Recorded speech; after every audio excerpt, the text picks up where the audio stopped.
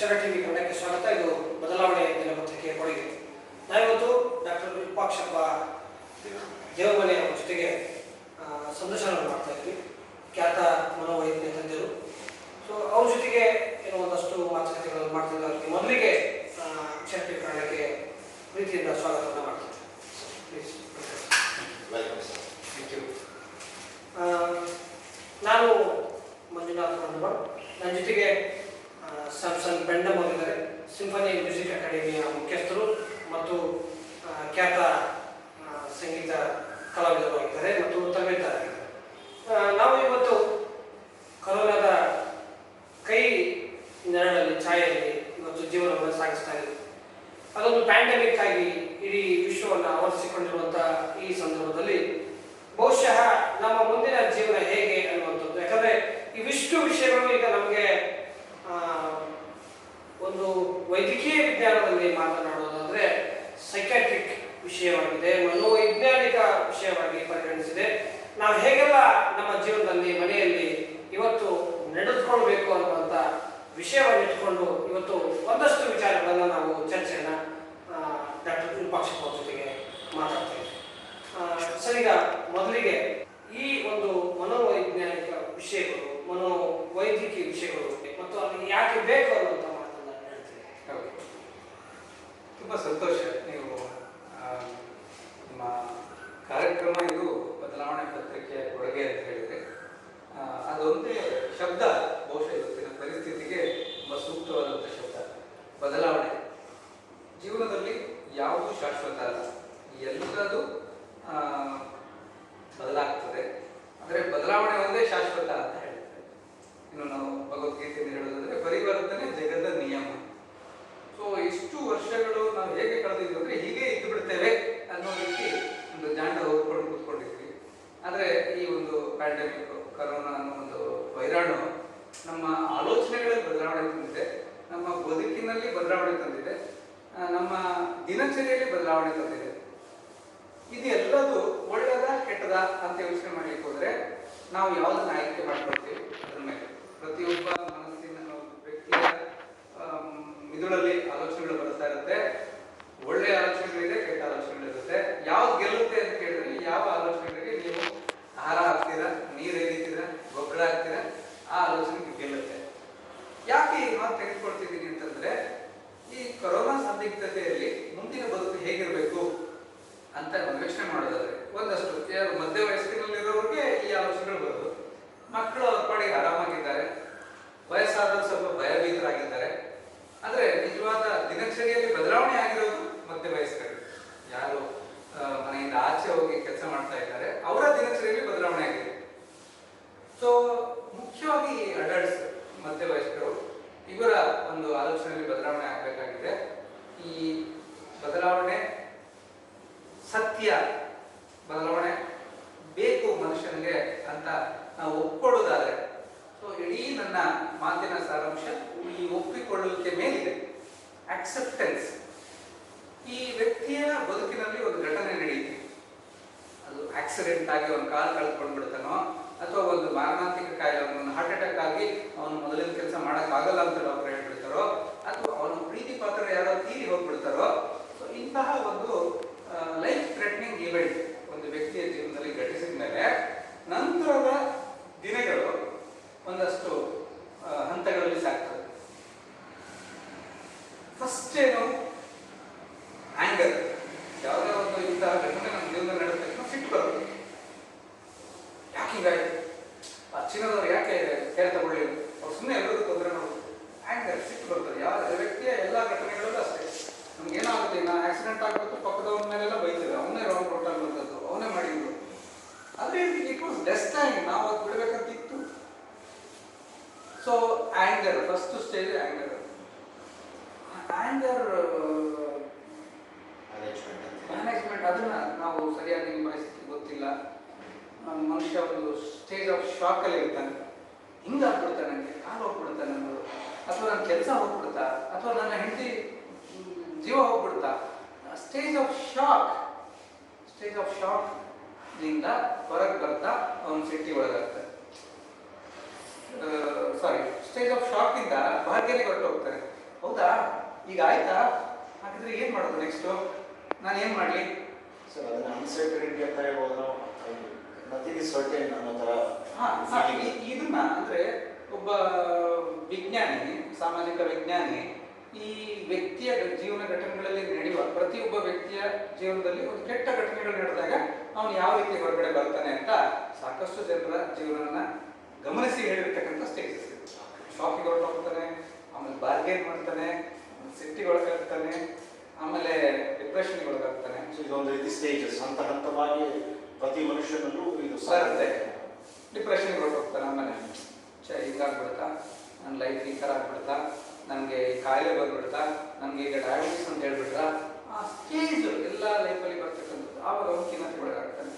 ಖಿನ್ನತೆಗೊಳಗಾದು ಅವನಷ್ಟು ಒಂದು ದಿನಚರಿಯಲ್ಲಿ ಬದಲಾವಣೆಗಳು ಮಾಡಿಕೊಂಡು, ಇನ್ನು ಮೇಲೆ ನನಗೆ ಕಾಲಿಲ್ಲ, ನಾನು ಆರ್ಟಿಫಿಷಿಯಲ್ ಲಿಂಬ್ ಜೊತೆಗೆ ನಡಿಬೇಕು, ಇನ್ನು ಮೇಲೆ ನನಗೆ ಡಯಾಬಿಟಿಸ್ ಅಂತ ಹೇಳಿದ್ದಾರೆ, ನಾನು ಡಯಾಬಿಟಿಸ್ ಮಾತ್ರೆಗಳನ್ನು ನಿತ್ಯ ತೆಗೆದುಕೊಳ್ಬೇಕು, ಒಂದಷ್ಟು ಫಿಸಿಕಲ್ ಎಕ್ಸರ್ಸೈಸ್ ಮಾಡಬೇಕು. ಅಥವಾ ಕೊರೋನಾಕ್ಕೆ ಸಂಬಂಧಿಸಿದಾಗಾದ್ರೆ ಇನ್ನು ಮೇಲೆ ನಾನು ನನ್ನ ಹೋಟೆಲ್ ನಡೆಸುವ ಹಾಗಿಲ್ಲ, ನಾನು ಅದಕ್ಕೇನಾದರೂ ಬದಲಾವಣೆ ಮಾಡ್ಕೊಳ್ಬೇಕು, ಇನ್ನು ಮೇಲೆ ನಾನು ಮೊದಲಿನ ರೀತಿಯಲ್ಲಿ ಪಾರ್ಕಿಗೆ ವಾಕಿಂಗ್ ಹೋಗ್ಲಿಕ್ಕಿಲ್ಲ, ಫಿಸಿಕಲ್ ಎಕ್ಸರ್ಸೈಸ್ಗೆ ಆಲ್ಟರ್ನೇಟಿವ್ ಹುಡ್ಕೋಬೇಕು. ಸೊ ಆ ಆಕ್ಸೆಪ್ಟೆನ್ಸ್ ಬರಲಿಕ್ಕೆ 5ನೇ ಸ್ಟೇಜ್. ಸೊ ಈ ಬದಲಾವಣೆ ಅನ್ನೋದು ಎಷ್ಟು ಆರೋಗ್ಯಕರವಾಗಿರಬೇಕು ಅಂದ್ರೆ, ಒಂದು ಬದಲಾವಣೆ ನಮ್ಮ ಲೈಫಲ್ಲಿ ಬಂತು, ಒಂದು ಘಟನೆ ನಡೀತು ಅಂದಾಗ ಈ 5 ಸ್ಟೇಜಸ್ಸು ಸ್ಯಾಮ್ಸನ್ಗೆ 1 ತಿಂಗಳು ಹಿಡಿಬೋದು, ನನಗೆ 3 ತಿಂಗಳು ಹಿಡಿಬೋದು, ಮಂಜುನಾಥ್ ಅವರಿಗೆ 6 ತಿಂಗಳಿಲ್ಲ 6 ವರ್ಷ ಹಿಡಿಬೋದು. ಸೊ ಆ ವ್ಯಕ್ತಿ ಅಡ್ಜಸ್ಟ್ ಆಗ್ಲಿಕ್ಕೆ, ಆಕ್ಸೆಪ್ಟೆನ್ಸ್ ಮಾಡ್ಕೊಳ್ಳಿಕ್ಕೆ ಎಷ್ಟು ಟೈಮ್ ತೆಗೆದುಕೊಳ್ತಾನೆ, ಆ ವ್ಯಕ್ತಿಯ ಸಂತೋಷ ನಿರ್ಧರಿತ ಆಗಿದೆ. ಸೊ ನಮ್ಮ ಜೀವನದಲ್ಲಿ ಎದುರಾಗುವಂತಹ ವೈಪರೀತ್ಯಗಳಿಗೆ ನಾವು ಎಷ್ಟು ಬೇಗ ಕೋಪ್ ಮಾಡ್ಕೊಳ್ತೀವಿ. ಆಯ್ತಪ್ಪ, ಇನ್ನೇನ್ ಮಾಡೋದು, ಬೇರೆ ಬೇರೆ ಉಟ್ಕೊಳ್ಳೋಣ ಅಂತ ಹೊರಡುವ ರೀತಿ ಇದೆಯಲ್ಲ, ಅದು ನಮ್ಮ ಸಂತೋಷವನ್ನು ನಿರ್ಧರಿಸುತ್ತೆ. ಈಗ ಮೊದಲೆಲ್ಲ ಈಗಿನ ಸಮಯದಲ್ಲಿ ನೀವು ಹೇಳಿದ ಹಾಗೆ ಅಕ್ಸೆಪ್ಟೆನ್ಸ್ ತುಂಬ ಚಾಲೆಂಜಸ್ ಕೂಡಿದ್ದು. It's not easy to accept. Number 1, ಯಾಕೆ ಅಂದರೆ ಈಗ ಪ್ರತಿಯೊಂದು ಕುಟುಂಬ ಕೂಡ ಅವರ ಮನೆಯಲ್ಲೇ ಇರೋದ್ರಿಂದ, ಈ ಮಕ್ಕಳು, ತಂದೆ ತಾಯಿಗಳು ಎಲ್ಲರೂ ಮನೆಯಲ್ಲಿ ಇರೋದ್ರಿಂದ ಅವ್ರಿಗೆ ಇದು ಒಂದು ಹೊಸದಾಗಿದೆ. ಅದನ್ನು ಕೋಪ್ ಅಪ್ ಮಾಡ್ಲಿಕ್ಕೂ ಕೂಡ ತುಂಬಾ ಕಷ್ಟಪಡ್ತಾ ಇದ್ದಾರೆ ಅನ್ನೋದು ನನ್ನ ಅಭಿಪ್ರಾಯ. ಯಾವ ರೀತಿ ಮಕ್ಕಳು, ತಂದೆ ತಾಯಿಗಳು ಮನೆಯಲ್ಲಿ, including husband wife and parents and children, grand parents and children, ಯಾವ ರೀತಿ ಅವರು ಈ ಸಮಯದಲ್ಲಿ ಈ ಸಮಯವನ್ನ ಉತ್ತಮವಾದ ರೀತಿಯಲ್ಲಿ ಉಪಯೋಗಿಸಬಹುದು ಮತ್ತು ಈ ಸವಾಲುಗಳನ್ನ ಯಾವ ರೀತಿ ಎದುರಿಸಬಹುದು? ಖಂಡಿತ ಇದು ತುಂಬಾ ಉತ್ತಮ ಪ್ರಶ್ನೆ. ಯಾಕಂತಂದ್ರೆ ಕೊರೋನಾಕ್ಕಿಂತ ಮುಂಚಿನ ದಿನಗಳಲ್ಲಿ ಎಲ್ಲರ ಮನಸ್ಸಲ್ಲಿದ್ದು ಒಂದು ಕಾಮನ್ ಪ್ರಾಬ್ಲಮ್ ಅಂದರೆ ಟೈಮ್ ಇಲ್ಲ, ಸಮಯ ಇಲ್ಲ. ಹೆಂಡತಿ ಜೊತೆಗೆ ಮಾತಾಡಬೇಕು ಅಥವಾ ಗಂಡನ ಜೊತೆಗೆ ಸಮಯ ಕಳಿಬೇಕು ಅಂತಂದ್ರೆ ಟೈಮ್ ಇಲ್ಲ. ಮಕ್ಕಳ ಜೊತೆಗೆ ಸಮಯ ಕಳಿಬೇಕು, ಮಕ್ಕಳ ಜೊತೆಗೆ ಸ್ವಲ್ಪ ಅವರ ಪಾಠ ಪುಸ್ತಕಗಳಲ್ಲಿ ನಾವು ತೊಡಗಿಸ್ಕೊಳ್ಬೇಕು ಅಂತ ಹಲವಾರು ಜನ ಪೇರೆಂಟ್ಸ್ ಅನ್ಕೊಳ್ತಾ ಇದ್ರು, ಅವ್ರಿಗೆ ಟೈಮ್ ಇಲ್ಲ. ಅಥವಾ ವಯಸ್ಸಾದ ತಂದೆ ತಾಯಿಗಳ ಜೊತೆ ಕೂತ್ಕೊಂಡು ಸ್ವಲ್ಪ ಮಾತಾಡಲಿಕ್ಕೆ ನಮಗೆ ಸಮಯ ಸಿಗ್ತಾ ಇಲ್ಲ ಅಂತ ಹೇಳ್ತಾ ಇದ್ರು, ಅವ್ರಿಗೆ ಟೈಮ್ ಇಲ್ಲ. ಆಲ್ ಆಫ್ ಎ ಸಡನ್ ನಮಗೆ ತುಂಬಾ ಸಮಯ ಸಿಕ್ಕಿದೆ. ತುಂಬಾ ಅಂತ ಸಿಕ್ಕಾಗ ಅದನ್ನ ಹೇಗೆ ಉಪಯೋಗಿಸ್ಕೊಳ್ಬೇಕು ಅಂತ ವಿ ಆರ್ ನಾಟ್ ಟ್ರೈನ್ಡ್. ನಮಗೆ ಗೊತ್ತೇ ಇಲ್ಲ. ಒಂದಷ್ಟು ಎಲ್ಲರ ಒಂದು ಜೀವನದಲ್ಲಿ ಹೆಚ್ಚು ಸಮಯ ತೆಗೆದುಕೊಳ್ತಾ ಇದ್ದಿದ್ದು ವರ್ಕ್. ಡೆಸಿಗ್ನೇಟೆಡ್ ಆಗಿ 9 to 5 ಅಂತ ಇದ್ದಿದ್ರು ಕೂಡ ಅದು ಹೆಚ್ಚಿನ ಸಮಯ. 24 ಗಂಟೆಗಳಲ್ಲಿ ಕೆಲವರಿಗೆ 8 ತಾಸು, ಕೆಲವರಿಗೆ 9 ತಾಸು, ಕೆಲವರಿಗೆ ವರ್ಕೇ ಜೀವನ ಆಗಿತ್ತು. ಅಂತಹ ಜೀವನವೇ ವರ್ಕು ಆಗಿದ್ದಂಥವ್ರಿಗೆ ನಾಳೆ ನಿನ್ನ ಕೆಲಸಕ್ಕೆ ಬರೋದು ಬೇಡ, ಮನೇಲಿ ಕೂತ್ಕೊಂಡು ವರ್ಕ್ ಮಾಡು ಅಂದ್ರೆ ಅವ್ರಿಗೆ ತಲೆ ಕೆಟ್ಟು ಹೋಗಿರ್ತದೆ. ಕೆಲವ್ರಿಗೆ 8 ಗಂಟೆಗೆ ಆಫೀಸಲ್ಲಿ ಇರಬೇಕು, ಬೇರೆ ದಾರಿ ಗೊತ್ತೇ ಇಲ್ಲ. ಹಬ್ಬ, ಹುಣ್ಣಿಮೆ, ಹರಿದಿನ ಇದ್ರೂ ಕೂಡ ಅವರು ಆಫೀಸಲ್ಲಿ ಇರ್ಬೇಕಿತ್ತು. ಅಂತ ಆಫೀಸೇ ಇಲ್ಲ ಅವ್ರಿಗೆ ತಲೆ ಕೆಟ್ಟು ಹೋಗ್ತಾರೆ. ಸೊ ಇದರಲ್ಲಿ ಒಂದಷ್ಟು ಪಾಸಿಟಿವ್ ಅಂಶಗಳಿವೆ, ಚಾಲೆಂಜಸ್ ಇದೆ. ಚಾಲೆಂಜಸ್ ಅಂತಂದ್ರೆ ತುಂಬಾ ಸಮಯ ಸಿಕ್ಕಿದೆ. ಈಗ ಮಕ್ಕಳು ಮನೇಲಿ ಇದ್ದಾರೆ, ಅವ್ರಿಗೆ 2 ತಿಂಗಳು ರಜಾ ಸಿಕ್ಕಿತ್ತು, ಗಮ್ಮತ್ ಮಾಡ್ತಾ ಇದ್ರು. ರಜೆಯಲ್ಲಿ ಸ್ವಿಮ್ಮಿಂಗ್ ಹೋಗ್ತಾ ಇದ್ರು, ಅಜ್ಜ ಮನೆಗೆ ಹೋಗ್ತಾ ಇದ್ರು, ಸಿನಿಮಾ ನೋಡಕ್ ಹೋಗ್ತಾ ಇದ್ರು, ಎಲ್ಲ ಮಾಡ್ತಾ ಇದ್ರು. ಈಗ ಸಡನ್ ಆಗಿ ರಜೆ ಯಾವಾಗ ಮುಗಿಯುತ್ತೆ ಗೊತ್ತಿಲ್ಲ, ಅಷ್ಟು ಒಂದು ಅನ್ಸರ್ಟನಿಟಿ ಇದೆ. ಎರಡನೇದು ಸಮಯ ಇದೆ, ಆದ್ರೆ ಫ್ರೀಡಮ್ ಇಲ್ಲ. ನಾವು ಅಲ್ಲಿ ಹೋಗ್ಲಿಕ್ಕಿಲ್ಲ ಅಂತ, ಇಲ್ಲಿ ಹೋಗ್ಲಿಕ್ಕಿಲ್ಲ, ಸಿನಿಮಾಕ್ಕೆ ಹೋಗ್ಲಿಕ್ಕಿಲ್ಲ, ಪಾರ್ಕ್ಗೆ ಹೋಗ್ಲಿಕ್ಕಿಲ್ಲ ಅಂತ. ಸೊ ಈಗ ಅಲ್ಲಿ ಕ್ರಿಯೇಟಿವಿಟಿಗೆ ಅವಕಾಶ ಬಂದಿದೆ. ನೋಡಿ, ಈ ಕ್ರಿಯೇಟಿವಿಟಿ ಏನಿದೆ ಮನುಷ್ಯನಿಗೆ, ಅದು ಯಾವಾಗಲೂ ನಾವು ಒಂದು ಪರೀಕ್ಷೆಗಿಟ್ಟಾಗ ಹೊರಗೆ ಬರೋದು ಕ್ರಿಯೇಟಿವಿಟಿ. ಇಂಥದೇ ಒಂದು ಎಲ್ಲೂ ಹೋಗ್ಲಿಕ್ಕಿಲ್ಲ ನೀನು ಅಂತ ಮನೇಲೇ ಇರಬೇಕು ಅಂತ ಫೋರ್ಸ್ಫುಲ್ ಆಗಿ ಕ್ವಾರಂಟೈನ್ ಮಾಡಿದಂತ ಸಮಯದಲ್ಲಿ ಆ ನ್ಯೂಟನ್ ತಲೆ ಮೇಲೆ ಆಪಲ್ ಬಿದ್ದಾಗ ಅವನು ಗ್ರಾವಿಟಿ ಕಂಡಿಡಿದ. ಅವನು ದಿನ ಬಿಸಿ ಆಫೀಸ್ 9 to 5 ಓಡ್ತಾ ಇದ್ದಿದ್ರೆ ಕಂಡುಹಿಡಿದಿರಲಿಲ್ಲ. ಈ ತರ ಒತ್ತಾಯಪೂರ್ವಕವಾಗಿ ಒಂದಷ್ಟು ದಿನ ಮನೇಲಿ ಇರಬೇಕಾದಂತ ಪರಿಸ್ಥಿತಿ ಬಂದಾಗ ಅವ್ರು ಕಂಡಿಡಿದ. ಹಿಂದೆ ಇಂಥದೇ ಮಹಾಮಾರಿಗಳು ಬಂದಿತ್ತು, ಆವಾಗ ಕ್ವಾರಂಟೈನ್ ಮಾಡಿದ್ರು, ಜನ ಮನೆಗೆಲ್ಲೂ ಹೋಗ್ಲಿಕ್ಕಿಲ್ಲ ಅಂತ. ಮನೆಯಲ್ಲಿ ಕೂತ್ಕೊಂಡಿರ್ತಕ್ಕಂಥ ಒಬ್ಬ ವಿಜ್ಞಾನಿ, ನನಗೆ ಹೆಸರು ನೆನಪಾಗ್ತಾ ಇಲ್ಲ, ತುಂಬಾ ದೂರ ಕೆಲಸಕ್ಕೆ ಹೋಗ್ಬೇಕಾಗಿತ್ತು, ಇದಕ್ಕೆ ಏನಾದ್ರು ಮಾಡ್ಬೇಕಲ್ಲ ಅಂತ ಯೋಚನೆ ಮಾಡ್ತಾ ಇದ್ದ. ಅವನಿಗೆ ಟೈಮ್ ಸಿಕ್ಕಿರಲಿಲ್ಲ ಕೂತ್ಕೊಂಡು ಯೋಚನೆ ಮಾಡ್ಲಿಕ್ಕೆ. ಇಂಥ ಒಂದು ಮಹಾಮಾರಿ ಬಂದಾಗ, ಬಹುಶಃ ಪ್ಲೇಗ್ ಬಂದಿತ್ತು ಕಾಣುತ್ತಾ, ಅವಾಗ ಕೂತ್ಕೊಂಡು ಯೋಚನೆ ಮಾಡಿದ್ರೆ ಏನಾದ್ರು ಒಂದು ಜನರಿಗೆ ಸುಲಭ ಆಗುವಂತೆ ಮಾಡ್ಬೇಕು, ದೂರ ಹೋಗ್ಲಿಕ್ಕೆ ಅಂತ ಸೈಕಲ್ ಕಂಡಿಡಿದ್ರು. ಇವತ್ತು ಸೈಕಲ್ ಯಾಕೋ ಬೇಡ, ಆದ್ರೆ ನಡೆದೇ ಹೋಗ್ಬೇಕಾದಂತ ಪರಿಸ್ಥಿತಿಯಲ್ಲಿ ಸೈಕಲ್ ಹೇಗಾಗಿತ್ತು ಅಂದ್ರೆ it was a rich man's prestige. Cycle ಇದೆ ಅಂದ್ರೆ ದೊಡ್ಡ ವಿಷಯ. ಸೊ ಆ ಸೈಕಲ್ ಎಷ್ಟೋ ಜನರ ಜೀವನವನ್ನು ಒಂದು ಸಹನೀಯವಾಗಿ ಮಾಡಿತು. ಸೊ ಇವಾಗ ನಮ್ಮ ಸಮಯದಲ್ಲಿ ಕೊರೋನಾ ಬಂದಿದೆ. ನಾವ್ ಏನ್ ತೆಗೆದುಕೊಳ್ಬೇಕು ಅಂದ್ರೆ ನಮ್ಮಲ್ಲಿ ಇರ್ತಕ್ಕಂಥ ಸೃಜನಶೀಲತೆಗೆ ಈಗ ಒಂದು ಚಾಲೆಂಜ್. ಮಕ್ಕಳಿಗೆ ಟೈಮ್ ಕೊಡ್ಬೇಕು. ಹೇಗೆ ಕೊಡ್ಬೇಕು? ನಂದು ಆಫೀಸ್ ವರ್ಕ್ ಇದೆ, ಯಾರೋ ಒಬ್ರು ಹೊರಗೆ ಹೋಗಿ ಬರುವಂತ, ಆಫೀಸಿಗೆ ಹೋಗಿ ಬರುವಂತ ಕೆಲಸಗಳಿದೆ, ಅವ್ರು ಹೋಗಿ ಬರ್ತಾರೆ, ಅವ್ರ ಜೀವನ ಮೊದಲಿನಂಗೆ ನಡೀತಾ ಇದೆ. ಒಂದಷ್ಟು ಜನ ಮಕ್ಕಳು ನಮ್ಗೆ ಡಿಸ್ಟರ್ಬ್ ಮಾಡ್ತಾರೆ, ನಾವು ಕೆಲಸ ಮುಗಿಸ್ಬೇಕು ಆಗಿರ್ತಕ್ಕಂಥದ್ದು. ಅದರ ಜೊತೆಗೆ ವೆರಿ ಸ್ಟ್ರಿಕ್ಟ್ ಆಗಿ ಇದು ಒಂದು ವರದಾನ ಅಂತ ತಿಳ್ಕೊಳ್ಬೇಕು. ಮಕ್ಕಳ ಜೊತೆಗೆ ನಾವು ಸಮಯ ಕಳೆಯಲಿಕ್ಕೆ ಒಂದು ವರದಾನ. ನೀವೊಂದು ಅಷ್ಟು ವರ್ಕ್ ನೀವೇ ಕೂತ್ಕೊಂಡು ಮಾಡುವಂಥದ್ದು ನೀವು ಮಾಡಬೇಕು. ಕೆಲವೊಂದೆಲ್ಲ ಮಕ್ಕಳ ಜೊತೆ ಕೂತ್ಕೊಂಡು ಮಾಡ್ಬೋದು, ಮೆಕ್ಯಾನಿಕಲ್ ಆಗಿ ಮಾಡುವಂಥದ್ದು ನೀವು ಆನ್ಲೈನ್ ಅಲ್ಲಿ ಮಾಡ್ತಾ ಇಲ್ಲ. ಸಣ್ಣ ಪುಟ್ಟ ತೊಂದರೆ ಆದರೆ ನೀವು ವೆರಿಫೈ ಮಾಡಿ ಮತ್ತೆ ಅಪ್ಲೋಡ್ ಮಾಡ್ಬೋದು ಅನ್ನೋ ಕೆಲಸಗಳನ್ನ ಮಕ್ಕಳ ಹತ್ರ ಕೂತ್ಕೊಂಡು ಮಾಡ್ಬೋದು. ನೀವು ಅದನ್ನೆಲ್ಲ ಹೇಳ್ಬೋದು, ನೋಡೋಣ ಈ ಕೆಲಸ ಮಾಡ್ತಾ ಇದ್ದೀನಿ, ಇಂಥ ಕೆಲಸ ಮಾಡ್ತಾ ಇದ್ದೀನಿ, ಇದನ್ನ ಈ ರೀತಿ ಇದು ಹೇಳ್ತಾರೆ, ಇದಕ್ಕೆ ಅಪ್ಲೋಡ್ ಅಂತ ಹೇಳ್ತಾರೆ, ಇದಕ್ಕೆ ಡೌನ್ಲೋಡ್ ಅಂತ ಹೇಳ್ತಾರೆ. ಅಲ್ಲಿ ಇವರು ಟೀಚಿಂಗ್ ದಮ್ ಅಂಡ್ ಇವರು ಎಂಗೇಜಿಂಗ್ ದಮ್ ಅಷ್ಟೇ. ಆ ಸಮಯದಲ್ಲಿ ನಿಮ್ಮ ಹೆಂಡತಿಗೆ ಸ್ವಲ್ಪ ಅಡುಗೆ ಮಾಡ್ಲಿಕ್ಕೆ ಕೆಲಸ ಕೊಡುವಂಥದ್ದು, ಮನೆ ಕ್ಲೀನ್ ಮಾಡೋ ಕೆಲಸ ಕೊಡುವಂಥದ್ದು ಮಾಡ್ಬೋದು. ಕೆಲಸದ ಜೊತೆಗೆ ನೀವು ಮಕ್ಕಳ ಜೊತೆಗೆ ಸಮಯ ಕೊಡುವಂಥದ್ದು. ಎರಡನೇದು, ನಂದು ವರ್ಕ್ ಇಷ್ಟು ಗಂಟೆ ಇಷ್ಟು ಗಂಟೆ. ಮೊದಲು ಈ ಸ್ಟ್ರಕ್ಚರ್ ಇರಲಿಲ್ಲ, ಇವಾಗ ಮಾಡ್ಕೊಡೋದು. ಮಗ 9 ಗಂಟೆ 8 ಹೇಳ್ತಾನೆ, ಮತ್ತೆ ನನ್ನ ಜೊತೆಗೆ ಆಟ ಆಡಬೇಕು. ನಾನು ಮ್ಯಾಕ್ಸಿಮಮ್ ಕೆಲಸ 6 to 8 ಮಾಡ್ಕೊಳ್ತೇನೆ. ಮುಂಚೆ ಆದರೆ ನಾನೇ 8 ಗಂಟೆಗೆ ಹೇಳ್ತಾ ಇದ್ದೆ. ಇವಾಗ ಮಕ್ಕಳು ಇದ್ಮೇಲೆ ಅವ್ರನ್ನ ಎಂಗೇಜ್ ಮಾಡ್ಬೇಕು. ಸೊ ನನ್ನ ಕೆಲಸ ಬೇಗ ಮುಗಿಸ್ಕೊಳ್ತೇನೆ. ನಂದು ಯೋಗ ಇರ್ಬೋದು, ಪ್ರಾಣಾಯಾಮ ಇರ್ಬೋದು, ವಾಕಿಂಗ್ ಇರ್ಬೋದು, ಅವ್ರು ಇದ್ಮೇಲೆ ಅವ್ರನ್ನ ಎಂಗೇಜ್ ಮಾಡಬೇಕಾಗುತ್ತೆ ಅಂತ. ಸೊ ಈ ರೀತಿ ನಿಮ್ಮ ಲೈಫ್ ರುಟೀನಲ್ಲಿ ಸಣ್ಣ ಚೇಂಜಸ್ ಮಾಡ್ಕೊಳ್ಬೇಕು. ನಂತರ ಅವರು ಈಗ ಅಫ್ಕೋರ್ಸ್ ಒಂದು 5ನೇ ಕ್ಲಾಸಿನವರೆಗೂ ಅಂತೂ ಯಾವ ರೀತಿ ತುಂಬ ತಲೆ ಕೆಡಿಸ್ಕೊಳ್ಬೇಕಾಗಿಲ್ಲ. ನಾವು ಒಂದು ಲೈಟ್ ಆಗಿ ಅವ್ರನ್ನ ತೆಗೆದುಕೊಂಡು ಹೋಗ್ಬೋದು. 6ನೇ ಕ್ಲಾಸಿನ ನಂತರ ಅವ್ರಿಗೆ ಟೆಕ್ಸ್ಟ್ ಬುಕ್ಸ್ ಸ್ಕೂಲಲ್ಲಿ ಇಶ್ಯೂ ಮಾಡ್ತಾ ಇದ್ದಾರೆ, ಅಥವಾ ನಿಮ್ಮ ಮನೆ ಪಕ್ಕದಲ್ಲಿ 6ನೇ ಕ್ಲಾಸ್ ಓದಿರ್ತಕ್ಕಂಥ ಮಗುವಿನ ಬುಕ್ಸ್ ಇದೆ, ದಿನ ಒಂದು ಅರ್ಧ ಗಂಟೆನೋ 1 ಗಂಟೆನೋ ಒಂದು ಚಾಪ್ಟರ್ ಅವ್ನಿಗೆ ಓದಿಸು. ನೀವೇ ಅದ್ರ ಬಗ್ಗೆ ಪ್ರಶ್ನೆಗಳು ಕೇಳೋದು, ಅವ್ನಿಗೆ ಆ ಚಾಪ್ಟರ್ ಓದಿದ ಪ್ರಶ್ನೆಗಳನ್ನು ಬರ್ಸೋದು, ಇದನ್ನೆಲ್ಲ 1 ಗಂಟೆ ಒಂದು ಅಕಾಡೆಮಿಕ್ ಸೆಕ್ಷನ್ ಇಟ್ಕೊಳ್ಳೋದು. ಇನ್ನೊಂದು ಗಂಟೆ ಅವರಲ್ಲಿ ಒಂದಷ್ಟು ಕಲೆಗಳನ್ನು ನೀವು ಕಲಿಸುವಂಥದ್ದು.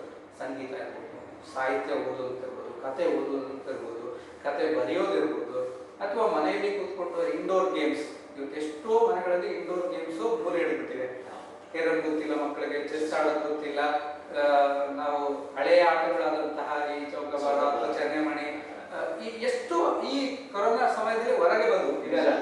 ಸೊ ಅಂತಹ ಇನೋವೇಟಿವ್ ಗೇಮ್ಸ್.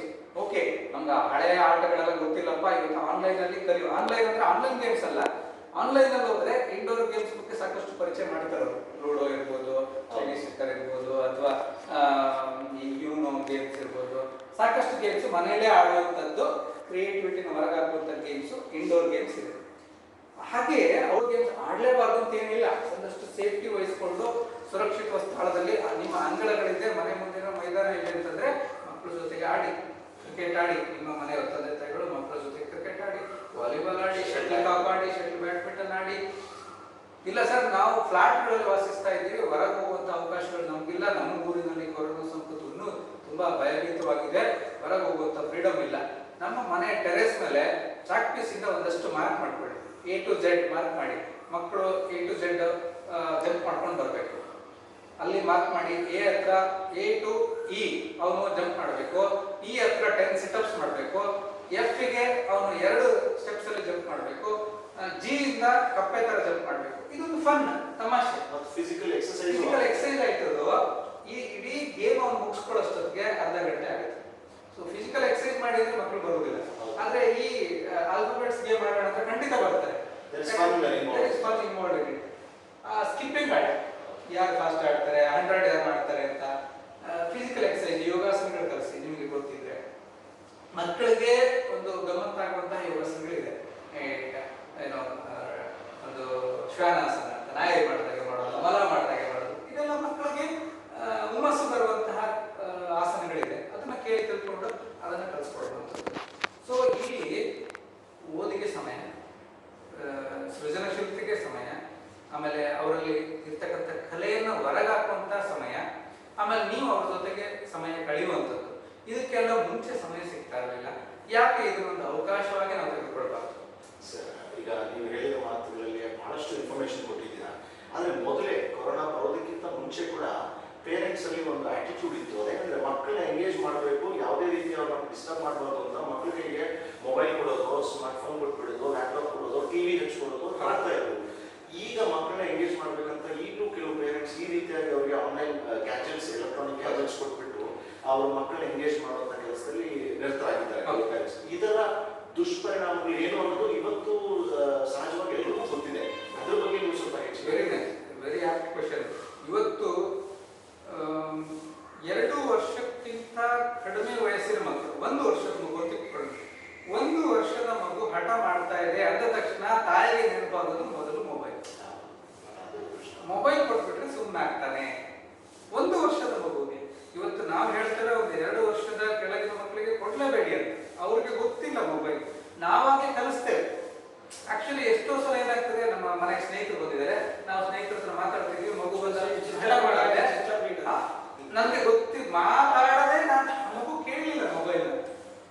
ಆಕ್ಚುಲಿ ಮಗುಗೆ ಏನ್ ಬೇಕು ಅಂತ ನಾನು ಕೇಳಿಲ್ಲ, ಆಟೋಮೆಟಿಕ್ ಆಗಿ ಅವನ ಸುಮ್ಮನಿರ್ಲಿಕ್ಕೆ ನಾನು ಮೊಬೈಲ್ ತೆಗೆದುಕೊಂಡು ಸುಮ್ಮನಿರೋ ಅಂತ ಹೇಳ್ತಾರೆ.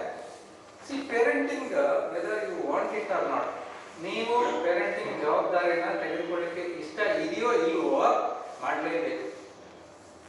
ಇವಾಗ ಮಾಡಿದ್ರೆ ಸುಲಭ. ನಿಮ್ಮ ಮಕ್ಕಳು ಚಿಕ್ಕವರಿದ್ದಾರೆ, ಅವ್ರಿಗೆ ನೀವು ಅರ್ಧ ಗಂಟೆ ಕೊಡಬೇಕು, ಸ್ವಲ್ಪ ಪ್ರೀತಿ ಮಾಡಬೇಕು, 4 ಒಳ್ಳೆ ಮಾತಾಡಬೇಕು, 4 ಬೆನ್ ತಟ್ಟಬೇಕು.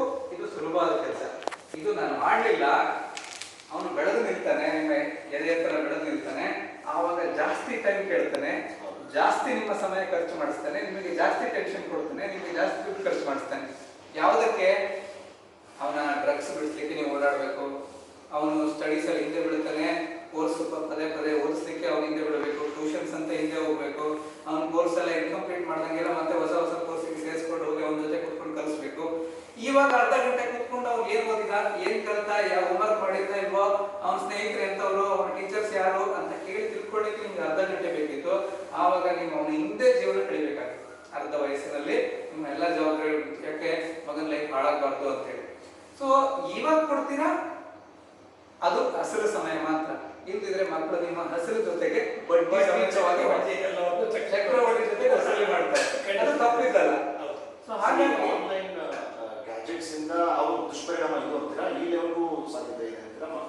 ಮಾನಸಿಕವಾಗಿ ಯಾವ ರೀತಿ ಇದು ದುಷ್ಪರಿಣಾಮ ಬರುತ್ತೆ? ಸಿ, ಆನ್ಲೈನ್ ಇವತ್ತು ಸಾಕಷ್ಟು ಜನರಿಗೆ ಆನ್ಲೈನ್ ವಿಚಾರಕ್ಕೆ ಬಂದಾಗ, ಮೊಬೈಲ್ ವಿಚಾರಕ್ಕೆ ಬಂದಾಗ ಪಾಸಿಟಿವ್ಸ್ ತುಂಬಾ ಹೇಳ್ಬಿಡ್ತಾರೆ.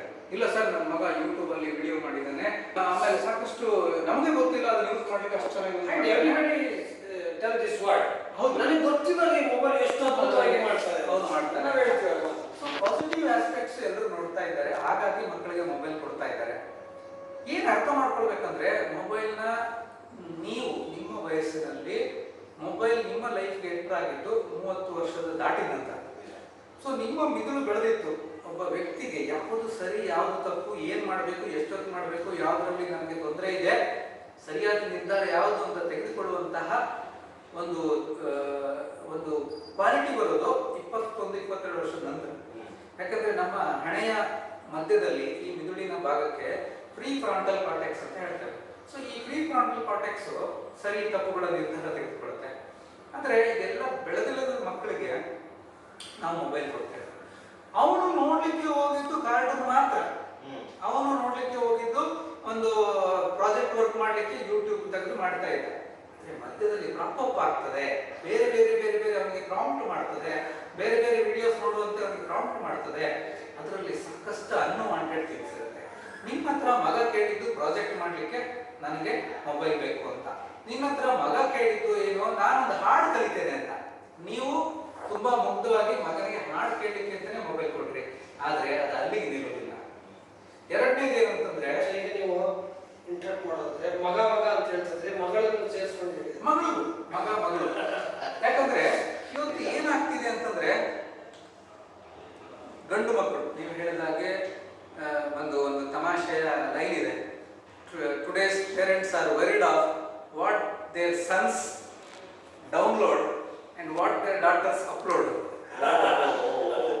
Okay, very meaningful statement. ಈ ಹುಡುಗರು ಏನ್ ಮಾಡ್ತಾ ಇದ್ದಾರೆ ಅಂದ್ರೆ ಅವರ ಹದಿಹರೆಯದಲ್ಲಿದ್ದಾರೆ, ಅವರಲ್ಲಿ ಕುತೂಹಲ ಇದೆ, ಗ್ಯಾಡ್ಜೆಟ್ಸ್ ಕೈಯಲ್ಲಿದೆ, ಪಿಯರ್ ಪ್ರೆಷರ್ ಇದೆ, ಆಪೋಸಿಟ್ ಸೆಕ್ಸ್ ಅಟ್ರಾಕ್ಷನ್ಸ್ ಇರುತ್ತೆ, ಲೈಂಗಿಕ ವಿಷಯದ ಬಗ್ಗೆ ಸಹಜವಾದ ಕುತೂಹಲ ಇರುತ್ತೆ, ಸಾಕಷ್ಟು ಆನ್ಲೈನ್ ಗೇಮ್ಸ್ಗೆ ಅವರು ಸಾಕಷ್ಟು ರೋಚಕವಾಗಿದೆ. ಇವತ್ತು ಪಬ್ಜಿ ಗೇಮ್ಸು, ಫೈರ್ ಫಾಕ್ಸ್ ಅಂತನೋ, ಫ್ರೀ ಫೈರ್ ಅಂತನೋ ನಮಗೆ ಗೊತ್ತಿಲ್ಲ, ಅಷ್ಟು ರೋಚಕವಾದಂತಹ ಅವರಲ್ಲಿ ಒಂದು ಅಗ್ರೆಷನ್ನ ಬಿಲ್ಡಪ್ ಮಾಡುವಂತಹ ಗೇಮ್ಸ್ ಇದೆ. ಇದು ಎಲ್ಲದು ಈ ಮೊಬೈಲಲ್ಲಿ ನಮ್ಮ ಕೈಯಲ್ಲಿ ಸಿಗ್ತದೆ, ಫ್ರೀಯಾಗಿ ಸಿಗ್ತಾ ಇದೆ. ಅದನ್ನೊಂದು ಅರ್ಥ ಮಾಡ್ಕೊಳ್ಳಿ. ಸೊ ನಮಗೆ ಗೊತ್ತಿಲ್ಲ ಅವ್ರು ಏನು ಮಾಡ್ತಾ ಇದ್ದಾರೆ, ಓದ್ತಿದ್ದಾರೆ, ಇನ್ನೊಂದು ಏನು ಮಾಡ್ತಾ ಇದ್ದಾರೆ ಗೊತ್ತಿಲ್ಲ. ನಮ್ಗೆ ಅವ್ರು ಸುಮ್ಮನೆ ಇರಿಸ್ಬೇಕು, ನಾವು ಮೊಬೈಲ್ ಕೊಟ್ಬಿಡ್ತೇವೆ. ಅಥವಾ ಅವರೇ ಡಿಮ್ಯಾಂಡ್ ಮಾಡ್ತಾರೆ, ನಾನು 10th ಅಲ್ಲಿ ನಿಮಗೆ ಡಿಸ್ಟಿಂಕ್ಷನ್ ತೆಗೆದು ನಂಗೆ ಮೊಬೈಲ್ ಕೊಡಬೇಕು. ನಾನು ಕೆಲಸ ಮಾಡ್ತೀನಿ, ನಾನು ವಿಷಯ ಕೊಡಬೇಕು ಅಂತ ಮಕ್ಕಳು ಕೇಳ್ತಾರೆ, ನಾನು ಕೊಟ್ಬಿಡ್ತೇನೆ ಅಂತಂದ್ರೆ ಬೇಕಿಲ್ಲ. ಎಷ್ಟು ಮಕ್ಕಳಿಗೆ ಏನು ಉದಾಹರಣೆ ಇದೆ ಅಂದ್ರೆ ಮಕ್ಕಳು ಕೇಳಲಿಲ್ಲ, ಪೇರೆಂಟ್ಸ್ ಹೇಳಿದ್ರು ನೀನು ಚೆನ್ನಾಗಿ ಮಾರ್ಕ್ಸ್ ಇದ್ರೆ ನಾನು ಈ ಮೊಬೈಲ್ ಕೊಡ್ತೀನಿ. ಬೇಕಿರ್ಲಿಲ್ಲ. ಸೊ ಇಲ್ಲಿ ಮಗಳ ವಿಷಯ ಬಂತಲ್ಲ, ಈ ಗಂಡು ಮಕ್ಕಳು ಹೆಚ್ಚು ಆನ್ಲೈನ್ ಗೇಮ್ಸ್ ಅಲ್ಲಿ ಒಳಗಾಗ್ತಾ ಇದ್ದಾರೆ. ಇವತ್ತು ಸೂಸೈಡ್ ಗೇಮ್ಸ್ ಬಂದೋಯ್ತು, ಬ್ಲೂ ವೇಲ್ ಗೇಮ್ಸ್ ಅಂತದೆಲ್ಲ ಬಂದೋಯ್ತು. ಯಾಕೆ ಈ ಗೇಮ್ಸ್ ಅಲ್ಲಿ ಒಳಗಾಗ್ತಿದ್ದಾರೆ ಅಂದ್ರೆ ಅವರಿಗೆ ಸ್ನೇಹಿತರಿಲ್ಲ. They are depending on virtual friends. ನಮ್ಮ ಮಕ್ಕಳಿಗೆ ನಾವು ಕಲಿಸ್ಕೊಡ್ಬೇಕು, ರಿಯಲ್ ಫ್ರೆಂಡ್ಸ್ ಮಾಡ್ಕೋ. ನಿನ್ನ ಭಾವನೆಗಳನ್ನು ಎಕ್ಸ್ಪ್ರೆಸ್ ಮಾಡಲಿಕ್ಕೆ, ಫಿಸಿಕಲಿ ಆಟ ಆಡಲಿಕ್ಕೆ, ನಿನ್ನ ಮಾತುಗಳನ್ನು ಕೇಳಲಿಕ್ಕೆ, ನೀನು ದುಃಖದಲ್ಲಿದ್ದಾಗ ಸಂತೈಸಲಿಕ್ಕೆ 4 ಜೀವನದಲ್ಲಿ ಒಳ್ಳೆ ಫ್ರೆಂಡ್ಸ್ ಬೇಕು. ಅದು ಆಗೋದು ಬಾಲ್ಯದಲ್ಲೇ. ಸೊ ಬಾಲ್ಯದಲ್ಲಿ ನಿಮ್ಗೆ ವರ್ಚುವಲ್ ಫ್ರೆಂಡ್ಸ್ ಅವಶ್ಯಕತೆ ಇಲ್ಲ. ಇದನ್ನು ಕಲಿಸ್ಕೊಟ್ಟಾಗ ಆ ಮಕ್ಕಳು ನೋಡಿ, ಮೊದಲೆಲ್ಲ ಬುದ್ಧಿವಂತಿಕೆ ಮಾತ್ರ ನೋಡ್ತಾ ಇದ್ವಿ, IQ ನೋಡ್ತಾ ಇದ್ವಿ. ಅವನಿಗೆ ಮಾರ್ಕ್ಸ್ ಫಸ್ಟ್ ಕ್ಲಾಸ್ ಬಂದಿದೆ, ಡಿಸ್ಟಿಂಕ್ಷನ್ ಬಂದಿದೆ. ಇವತ್ತು ನಮ್ಗೆ ಗೊತ್ತು ಡಿಸ್ಟಿಂಕ್ಷನ್ ತಗೊಂಡು ಏನ್ ಮಾಡ್ಬೇಕಾಗಿದೆ, ಏನ್ ಬೇಕು, ಭಾವನಾತ್ಮಕವಾಗಿ ಅವನು ಎಷ್ಟು ಶಕ್ತಿಶಾಲಿಯಾಗಿದ್ದಾನೆ ಬೇಕು. ಒಂದು ಸಂಬಂಧಗಳನ್ನು ಹೇಗೆ ನಿರ್ವಹಿಸ್ತಾನೆ, ಮನೆಗೆ ಬಂದವರ ಹತ್ರ ಹೇಗೆ ಮಾತಾಡ್ತಾನೆ, ತನ್ನ ಮಗ ಬೇಸರದಲ್ಲಿ ಬಂದ್ರೆ ಅವನನ್ನು ಹೇಗೆ ಸಂತೈಸ್ತಾನೆ, ಹೆಂಡತಿ ಒಟ್ಟಿನ ಅಪ್ಸೆಟ್ ಆಗಿದ್ರೆ ಅವಳನ್ನು ಹೇಗೆ ಸಮಾಧಾನ ಮಾಡ್ತಾನೆ. ಸೊ IQ ದೂರ ಹೋಗಿ ಈಗ EQ ಮುಂದೆ ಬಂತು. ಸಂಸ್ಕಾರಯುತವಾದಂಥ ಶಿಕ್ಷಣ ಕಲಿಬೇಕಾಗಿದೆ. ಬಟ್ ಪ್ರಾಬ್ಲಮ್ ಏನಾಗಿದೆ ಅಂತಂದ್ರೆ ಶಿಕ್ಷಣ ಅಂದ ತಕ್ಷಣ ಇವತ್ತು ಶಾಲೆಯಲ್ಲಿ ಕಲಿಸೋದನ್ನ ಮಾತ್ರ ಆಗಿದೆ, ಅಲ್ಲಿ ಎಲ್ಲ ಸಿಗ್ತದೆ ಅಂತ ಹೇಳಿಕ್ಕಾಗುತ್ತೆ. ಈಗ ಟೀಚರ್ಸಿಗೆ ಅವನು ಶಾಲೆಯಲ್ಲಿ ತುಂಬಾ ಚೆನ್ನಾಗಿ ಕಲಿತಾ ಇದ್ದಾನೆ, ಅವನ ಮಾರ್ಕ್ಸ್ ಡಿಸ್ಟಿಂಕ್ಷನ್ ತೆಗಿತಾನೆ ಅಂದ್ರೆ ಅವನ ಭಾವನಾತ್ಮಕ ಬುದ್ಧಿವಂತಿಕೆ ಇದೆಯಲ್ಲ ಅವ್ರು ತಲೆ ಕೆಡಿಸ್ಕೊಳ್ಳೋದು. ಅದನ್ನು ನೋಡೋಷ್ಟು ವ್ಯವಧಾನ ಅಥವಾ ಸಮಯ ಅವ್ರಿಗಿಲ್ಲ. Next social question. ನಿಮ್ಮ ಮಗ 90% ಮಾರ್ಕ್ಸ್ ತೆಗಿತಾನೆ ಅಂದ್ರೆ ಮನೆಗೆ ಗೆಸ್ಟ್ ಹತ್ರ ಬಂದ್ರೆ ಮಾತಾಡ್ಲಿಕ್ಕೆ ಅವ್ನು ಗೊತ್ತಿಲ್ಲ. ವೇದಿಕೆ ಮೇಲೆ ಹೋಗಿ 2 ನಿಮಿಷ ತನ್ನ ಭಾವನೆಗಳನ್ನು ವ್ಯಕ್ತಪಡಿಸೋದು ಗೊತ್ತಿಲ್ಲ. ಅದನ್ನ ಯಾರು ಹೇಳ್ಕೊಡ್ಬೇಕು? ಟೀಚರ್ಸ್, ಪೇರೆಂಟ್ಸ್ ಹೇಳ್ಕೊಡ್ಬೇಕು. ಇಲ್ಲಪ್ಪ ಅವನು ಮಾರ್ಕ್ಸ್ ಚೆನ್ನಾಗಿ ತೆಗಿತಾ ಇದ್ದ, ಎಲ್ಲರ ಹತ್ರ ಚೆನ್ನಾಗಿ ಮಾತಾಡ್ತಾ ಇದ್ದ, ಆದ್ರೆ ಅವನ ಕಷ್ಟಗಳು ಎದುರಾದಾಗ ಹೇಗೆ ನಿರ್ವಹಿಸ್ಬೇಕು ಅಂತ ಗೊತ್ತಿರಲಿಲ್ಲ. ಅವನಿಗೆ ಯಾವಾಗಲೂ ಫಸ್ಟ್ ಕ್ಲಾಸ್ ಬಂದು ಗೊತ್ತು, ಆದ್ರೆ ಸೆಕೆಂಡ್ ಪ್ಲೇಸ್ ಬಂದ್ರೆ ಅವನಿಗೆ ತಗೊಳ್ಳಿಕ್ಕೆ ಗೊತ್ತಿಲ್ಲ. ಅವನಿಗೆ 98 ಬರುತ್ತೆ ಅಂತ ಎಕ್ಸ್ಪೆಕ್ಟ್ ಮಾಡಿದ, 96 ಬಂದ್ಬಿಡ್ತು, ಅವ್ನು ಸೂಸೈಡ್ ಮಾಡ್ಕೊಂಡ್ಬಿಟ್ಟು. ಅಡ್ವರ್ಸಿಟೀಸ್ ಫೇಸ್ ಮಾಡುವಂತ ಶಕ್ತಿ ನಮ್ಮ ಮಕ್ಕಳಲ್ಲಿಲ್ಲ. ಯಾಕೆ? ಎಲ್ಲರೂ ಮಕ್ಕಳನ್ನು ಬೈಯೋರಲ್ಲಿ ಏನಿಲ್ಲ, ನಾವು ಕೊಡ್ತಾ ಇಲ್ಲ, ನಾವು ಅದಕ್ಕೆ ಎಕ್ಸ್ಪೋಸ್ ಮಾಡ್ತಾ ಇಲ್ಲ. ಅವ್ರಿಗೆ ಕೊರತೆ ಅಂದ್ರೆ ಗೊತ್ತಿಲ್ಲ. ಒಬ್ಬ ಮನೋವೈಜ್ಞಾನಿಕ ಹೇಳ್ತಾನೆ, today's children are suffering from vitamin N ಅಂತ. ವಿಟಮಿನ್ N ಅಂತಂದ್ರೆ ಏನಂದ್ರೆ ಅವ್ರಿಗೆ ತಂದೆ ತಾಯಿಗಳು ನೋ ಅಂತ ಹೇಳೋದು ಗೊತ್ತಿಲ್ಲ, ಏನ್ ಹೇಳಿದ್ರು ಕೊಡ್ಸು. ಯಾಕೆ? ನಾನು ಒಳ್ಳೆ ಅಪ್ಪ ಆಗ್ಬೇಕು, ಒಳ್ಳೆ ಅಮ್ಮ ಆಗ್ಬೇಕು, ಐಸ್ ಕ್ರೀಮ್ ಬೇಕು, 11 ಗಂಟೆಗೆ ಇಲ್ಲ ಕ್ಲೋಸ್ ಇರುತ್ತೆ, ಅಮ್ಮ ಹೇಳ್ತಾಳೆ ಅಪ್ಪ ಇಲ್ಲ ನನ್ನ ಫ್ರೆಂಡ್ ಇದ್ದಾರೆ ಫೋನ್ ಮಾಡಿದ್ರೆ ತೆಗೆದುಕೊಡ್ತೇನೆ. ಇಮ್ಯಾಜಿನ್ ಮಾಡ್ಕೊಳ್ಳಿ, ಮಕ್ಕಳಿಗೆ ನೋವು ಅನ್ಸೋದು ಗೊತ್ತಿಲ್ಲ. ಅಪ್ಪ ಈ ಕಾರ್ ಚೆನ್ನಾಗಿಲ್ಲಪ್ಪ, ಹಳೆದಾಯ್ತು. ನಮ್ಗೆ ಕಾರ್ ತೆಗೆದುಕೊಳ್ಳಿಕ್ಕೆ 35 ವರ್ಷ ಬೇಕಿತ್ತು. ಆದ್ರೆ LKG ಇರೋ ಮಗ, ಅಪ್ಪ ನನಗೆ ಈ ಕಾರ್ ಇಷ್ಟ ಅಲ್ಲ, ನಾನು ಅದಕ್ಕೆ ಬರಲ್ಲ, ನೀನು ಹೊಸ ತಗೊಂಡ್ರೆ ಮಾತ್ರ ಬರ್ತೀನಿ ಅಂತ. ನನ್ನ ಮಗನಿಗೆ ಇಷ್ಟ ಇರಪ್ಪ, ಹೊಸ ಕಾರ್ ತಗೊಂಡು. ಅಲ್ಲಿ ಏನಾಯ್ತು, ಆ ಕಷ್ಟಗಳನ್ನ ಎದುರಿಸುವಂತ ಇನ್ನು ಅವನು ನಡ್ಕೊಂಡು ಹೋಗೋದು ದೂರ ಹೊಡಿತು. ಆ ಕಾರಲ್ಲಿ ಬರಲ್ಲ, ಈ ಕಾರ್ ತೆಗೆದ್ರೆ ಮಾತ್ರ ಬರ್ತೀನಿ ಅಂತ ಹೇಳೋದು ನಾವು ತೋರಿಸಿದಾಗ ಅವ್ನು ನಡ್ಕೊಂಡು ಹೋಗೋದು ದೂರ ಹೊಡಿತು. ಅಜ್ಜಿ ಮನೆಗೆ ನಾನು ಬರಲ್ಲ, ಯಾಕಂದ್ರೆ ಅಜ್ಜಿ ಮನೇಲಿ ಇನ್ವರ್ಟರ್ ಇಲ್ಲ, ರಾತ್ರಿ ಕರೆಂಟ್ ತೆಗೆದ್ರೆ ಶೆಕೆ ಆಗುತ್ತೆ, ನಾನು ಬರಲ್ಲ ಅಂತ ಹೇಳ್ತಾರೆ. ಯಾವುದೇ ಡಿಸ್ಕಂಫರ್ಟ್ಗೆ ಮಕ್ಕಳು ಇವಾಗ ರೆಡಿ ಇಲ್ಲ ನಾವು ಕೊಡ್ತಾ ಇಲ್ಲ. ತಂದೆ ತಾಯಿಗಳು ಈ ಸಮಯದಲ್ಲಿ ತಮ್ಮ ಬಿಹೇವಿಯರ್ಸ್ ಅಲ್ಲಿ ಕೆಲವು ಚೇಂಜಸ್ ಮಾಡ್ಕೊಳ್ಬೇಕಾಗತ್ತೆ. ಯಾಕೆಂದ್ರೆ ಇಂಗ್ಲಿಷ್ ನಲ್ಲಿ ನಮ್ಗೆ ಗೊತ್ತಿರೋ ಹಾಗೆ conduct of parents is education for children ಅಂತ. ಮಕ್ಕಳು ಬಹಳ ಸಾರಿ ತಂದೆ ತಾಯಿ ಹೇಳಿದ್ದು ಕೇಳಲ್ಲ, ಆದ್ರೆ ತಂದೆ ತಾಯಿ ಮಾಡಿದ್ದು ಮಾಡ್ತಾರೆ. ಹೀಗಾಗಿ ತಂದೆ ತಾಯಿ ಭವಿಷ್ಯಗಳಲ್ಲಿ ಬದಲಾವಣೆ ಬರುವಂಥ ಅಗತ್ಯತೆ ಇವತ್ತಿದೆ. ಹೌದು. ಅದ್ರ ಬಗ್ಗೆ ತಾವೇನು ಹೇಳ್ತೀರಾ? ಖಂಡಿತ. ಸೊ ಈಗ ಬಂದಿರತಕ್ಕಂಥ ಅಡ್ವರ್ಸಿಟಿ, ಒಂದು ಸಮಸ್ಯೆ ಎದುರಾಗಿದೆ, ಒಂದು ಬದಲಾವಣೆ ಬಂದಿದೆ. ಎಲ್ಲರೂ ಮಕ್ಕಳು ನೋಡ್ತಾ ಇದ್ದಾರಲ್ಲ, ಒಂದಷ್ಟು ಹಠ ಮಾಡ್ಬೋದು ಮೊದಲಿನ ರೀತಿಯಲ್ಲೇ ಇರಬೇಕು ಅಂತ ಹೇಳಿ. ಮಕ್ಕಳು ಸಂಸನವರ ಮಾತಲ್ಲಿ ಒಂದು ಇಂಪಾರ್ಟೆಂಟ್ ಪಾಯಿಂಟ್ ಇದೆ. ನೀವು ಹೇಳಿದ್ದು ಮಕ್ಕಳು ಮಾಡಲ್ಲ, ನೀವು ಮಾಡಿದ್ದು ಮಕ್ಕಳು ಮಾಡ್ತಾರೆ. ಇಲ್ಲಿ ಏನಾಗುತ್ತೆ ಅಂದ್ರೆ, ಮಕ್ಕಳಿಗೆ ನಾವು ಕೊರೋನಾ ಸಂದಿಗ್ಧತೆನೇ ಎದುರಿಟ್ಕೊಂಡು ಮಾತಾಡೋದಾದ್ರೆ ಎಕ್ಸ್ಪ್ಲೇನ್ ಮಾಡಿ ಅವರಿಗೆ ಕರೋನಾ ಅಂದ್ರೆ ಏನು, ಈ ವೈರಾಣು ತಂದಿಟ್ಟಿರ್ತಕ್ಕಂಥ ಆರೋಗ್ಯ ಸಮಸ್ಯೆಗಳೇನು, ಅದಕ್ಕೆ ತೆಗೆದುಕೊಳ್ಬೇಕಾದ ಮುಂಜಾಗ್ರತೆ ಏನು, ಕರೋನಾ ಬಂದಿರೋದ್ರಿಂದ ತಂದೆ ಅಥವಾ ತಾಯಿಯ ಕೆಲಸದಲ್ಲಿ ಯಾವ ರೀತಿ ಬದಲಾವಣೆಗಳಾಗಿದೆ, ಆರ್ಥಿಕತೆ ಮನೆಗೆ ಹೇಗೆ ಪೆಟ್ಟು ಬಿದ್ದಿದೆ, ಎಷ್ಟು ಇನ್ಕಮ್ ಕಡಿಮೆ ಆಗಿದೆ ಮನೆಗೆ, ಅದಕ್ಕೆ ಪೂರಕವಾಗಿ ಮನೆಯ ಖರ್ಚನ್ನ ಎಷ್ಟು ನಾವು ಕಡಿಮೆ ಮಾಡಬೇಕಾಗಿದೆ ಅಂತ ಬ್ಯೂಟಿಫುಲ್ ಇದೆ ರೆಸ್ಪಾಂಡ್. ಮಕ್ಕಳು ಹೇಳ್ತಾರೆ, ಅಪ್ಪನಿಗೆ ಕಷ್ಟ ಇದೆ, ಈ ಸರಿ ನಾನು ತಿಳ್ಕೊಳ್ಳೋದು ಬೇಡ, ಈ ಸರಿ ನಾನು ಹಠ ಮಾಡೋದು ಬೇಡ, ಈ ಸರಿ ನಂದು ಬರ್ತ್ಡೇ ಪಾರ್ಟಿ ಇಲ್ಲ, ಈ ಸರಿ ನನಗೆ ಗಿಫ್ಟ್ ಬೇಕಾಗಿಲ್ಲ. ತುಂಬಾ ಚೆನ್ನಾಗಿ ಮಕ್ಕಳು ಕೋಪರೇಟ್ ಮಾಡ್ತಾರೆ, ಸಹಕಾರ ನೀಡ್ತಾರೆ. ಅದು ಆರ್ಥಿಕ ಪರಿಸ್ಥಿತಿ ಗಂಭೀರವಾಗಿ ತೊಂದರೆ ಆಗಿದೆ. ಈಗ ಉದಾಹರಣೆ, ನಾನು ದಿನಪತ್ರಿಕೆಯಲ್ಲಿ ಓದಿದೆ, ಒಬ್ಬ ಕಾರ್ಪೆಂಟರ್ ಬಗ್ಗೆ ಬರೆದಿದ್ರು, ಬಹುಶಃ ಕೊಪ್ಪಳ ಜಿಲ್ಲೆಯವರು ಅಂತ ಅನ್ಸುತ್ತೆ. ಆತ ಬರೀತಾನೆ, ನನ್ನ ಜೀವನ ಇಡೀ ಕಾರ್ಪೆಂಟರ್ ಮೇಲೆ ನಿಂತಿತ್ತು, ಯಾವ ಬಿಲ್ಡಿಂಗ್ಸ್ ಆಗ್ತಾ ಇಲ್ಲ, ನನ್ಗೇನು ಡಿಮ್ಯಾಂಡ್ ಇಲ್ಲ, ಕೆಲಸ ಇಲ್ಲ. ಸೊ ನನಗೆ ಖಾಲಿ ಕೂತ್ಕೊಂಡು ಏನ್ ಮಾಡೋದು ಅಂತ ಯೋಚನೆ ಮಾಡ್ತಾ ಇದ್ದೆ. 15 ದಿನ ಮನೇಲೆ ಕೂತ್ಕೊಂಡೆ. ಕಡೆಗೆ ನಾನು ನೋಡಿದೆ, ಇವಾಗ ಜನ ಎಲ್ಲ ಮನೇಲಿದ್ದಾರೆ, ಇಂಡೋರ್ ಗೇಮ್ಸ್ಗೆ ಹೆಚ್ಚು ಸ್ಕೋಪ್ ಇದೆ ಅಂತ ಹೇಳಿ ನಾನು ಇದುವರೆಗೂ ಮಾಡದ ಕೆಲಸ ಕೇರಂ ಬೋರ್ಡ್ ಅನ್ನು ಮಾಡಿದೆ. ಮೊದಲೆಲ್ಲ ಮನೆ ಕಿಟಕಿಗಳು ಬಾಗಿಲುಗಳು ಮಾತ್ರ ಮಾಡ್ತಿದ್ದೆ, ಈಗ ಕೇರಂ ಬೋರ್ಡ್ ಮಾಡಿ ಕಲ್ತ್ಕೊಂಡೆ. ಮೊದಲನೇ ಮಾಡಿದ್ಕಿಂತ 2ನೇ ಚೆನ್ನಾಗಿ ಬಂತು, 2ನೇದಿಂದ 3ನೇ ಚೆನ್ನಾಗಿ ಬಂತು. ಮೊದಲನೇದು 500-600 ರೂಪಾಯಿ ಮಾಡ್ತಾ ಇದ್ರೆ, ಈಗ 1000ಕ್ಕೆ ಮಾಡ್ತೀನಿ, 2000ಕ್ಕೆ ಮಾಡ್ತೀನಿ. ಕ್ವಾಲಿಟಿ ಇಂಪ್ರೂವ್ ಆಗ್ತಾ ಇದೆ, ಸುಮಾರು ಆರ್ಡರ್ಸ್ ಪೆಂಡಿಂಗ್ ಇದೆ ಈಗ. ಈ ರೀತಿಯ ಒಂದು ಬದಲಾವಣೆ ಮನುಷ್ಯ ಮಾಡ್ಕೊಳ್ಬೇಕಾಗಿದೆ. ನಾನು ಈ ಕೆಲಸ ಮಾಡ್ತಾ ಇದ್ದೆ, ನಮ್ಗೆ ಬೇರೆ ಮಾಡಿ ಗೊತ್ತಿಲ್ಲ, ಇಲ್ಲ ಬೇರೆ ಮಾಡಬೇಕು, ನೀಡ್ ಆಫ್ ದ ಅವರ್. ಮತ್ತೆ ಇಷ್ಟು ವರ್ಷ ಒಂದು ಕಂಫರ್ಟ್ ಝೋನ್ ಅಲ್ಲಿ ಇದ್ವಿ ನಾವು. ನಾನು ಆಫೀಸ್ ವರ್ಕ್ ಮಾಡ್ತಾ ಇದ್ದೆ, ಆ ಕೆಲಸ ಬಿಟ್ಟರೆ ನನಗೆ ವಾಪಸ್ ಸಿಗ್ತದೆ ಇಲ್ಲೋ ಬೇರೆದು ಅಂತ ಹೇಳಿ ಎಷ್ಟು ಆಲೋಚನೆಗಳಿತ್ತು. ನಾನು ಕತೆ ಬರಿಬೇಕು ಅನ್ಕೊಂಡಿದ್ದೆ, ನಾನು ಇನ್ನೊಂದು ಟೂರ್ ಹೋಗ್ಬೇಕು ಅನ್ಕೊಂಡಿದ್ದೆ, ಅಥವಾ ನಾನು ಒಂದು ಅಗ್ರಿಕಲ್ಚರ್ ಮಾಡ್ಬೇಕು ಅನ್ಕೊಂಡಿದ್ದೆ. ಬಟ್ ನಾನು ರಿಸ್ಕ್ ಒಳಗೆ ಯೋಚನೆ ಮಾಡ್ತಿದ್ದೆ. ಇವಾಗ ಫೋರ್ಸ್ ಟು ಟೇಕ್ ರಿಸ್ಕ್, ಬೇರೆ ದಾರಿ ಇಲ್ಲ. ಆಫೀಸ್ಗಂತೂ ಹೋಗ್ತಾ ಇಲ್ವಾ, ಈಗ ಸಮಯ ಸಿಕ್ಕಿದೆ ಮಾಡು. ಸೊ ಕೆಲವರು ಏನ್ ಮಾಡಿದ್ರು, ತರಕಾರಿ ಅಂಗಡಿ ಹಾಕೊಂಡು ಕೂತಿದ್ರು. ಈಗ ಯಾರು ಬರ್ತಿಲ್ಲ ತಗೊಳ್ಳಿಕ್ಕೆ. ಅಯ್ಯೋ ಏನ್ ಮಾಡೋದಪ್ಪ, ಇಲ್ಲ ಈಗ ಗಾಡಿಯಲ್ಲಿ ಹಾಕೊಂಡು ಮನೆಗೆ ಹೋಗ್ಕೊಡಿ. ವೆಜಿಟೇಬಲ್ಸ್ ಆನ್ ವೀಲ್ ಎಷ್ಟು ಕ್ರಿಯೇಟಿವ್ ಆಗಿ ಕೇಳ್ತಿದ್ದಾರೆ. ಏನಂದ್ರೆ ನಿಮ್ಗೆ ಬೇಕಾದ್ರೆ ಮನೆಗೆ ಬಂದು ತಲುಪಿಸ್ತೇವೆ. ಇವತ್ತು ವೆಜಿಟೇಬಲ್ಸ್ ಅನ್ನು ಕೊಡ್ತಾರೆ, ನಾಳೆ ಅವ್ನು ಹೇಳ್ತಾನೆ, ಅಪ್ಪ ಹೇಗೂ ಬರ್ತೀಯಲ್ಲ, ನೀನು ಹಾಲು ತಗೊಂಡ್ ಬಾ, ನ್ಯೂಸ್ ಪೇಪರ್ ತಗೊಂಡ್ ಬಾ, ರೇಷನ್ ತೆಗೆದುಕೊಂಡ್ ಬಾ ಅಂತ. ಇದು ಕರೋನಾ ಮುಗಿದ ಮೇಲೆ ಕೂಡ ಇಲ್ಲಿ permanent customer door delivery service ಅದು ಯಾವತ್ತಿಗೂ ಮುಂದುವರಿತದೆ. ಈ ರೀತಿ ಸಮಯ ಸಂದರ್ಭವಾಗಿ ಎಲ್ಲ ಮಧ್ಯಮ ವರ್ಗದವರು, ಶ್ರೀಮಂತರು, ಕೆಳಗಿನ ವರ್ಗದವರು ಎಲ್ಲರೂ ನಮ್ಮ ಆಲೋಚನೆಗಳನ್ನ ನಮ್ಮ ದುಡಿಮೆಗೆ ಸಂಬಂಧಪಟ್ಟಾಗಿ ಬದಲಾಯಿಸಿಕೊಳ್ಳುವಂತ ಅವಶ್ಯಕತೆ ಈಗ ನಮ್ಮ ಮುಂದಿದೆ. ಇದು ಕ್ರಿಯೇಟಿವಿಟಿಗೆ ಅವಕಾಶ.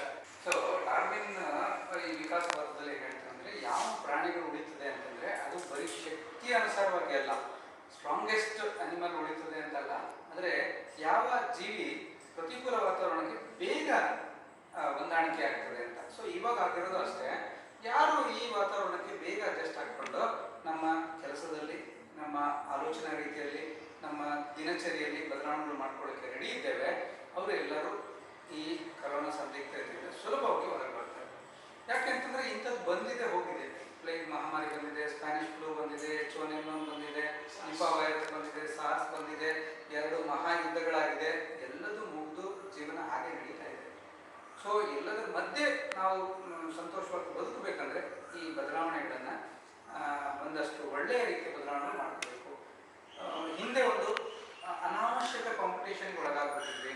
ಗೆಲ್ಲಬೇಕು, ಹಣ ಗಳಿಸ್ಬೇಕು, 1 ಮನೆ ಆಯ್ತು 2 ಮನೆ ಬೇಕು, ಜಾಸ್ತಿ ಸಂಬಳ ಬೇಕು, ತುಂಬ ಬೇಗ ಹೆಸರು ಮಾಡಬೇಕು, ಒಂದು ಬಕಾಸುರ ಪ್ರವೃತ್ತಿ, ಇನ್ನೂ ಬೇಕು ಅನ್ನೋ ರೀತಿ.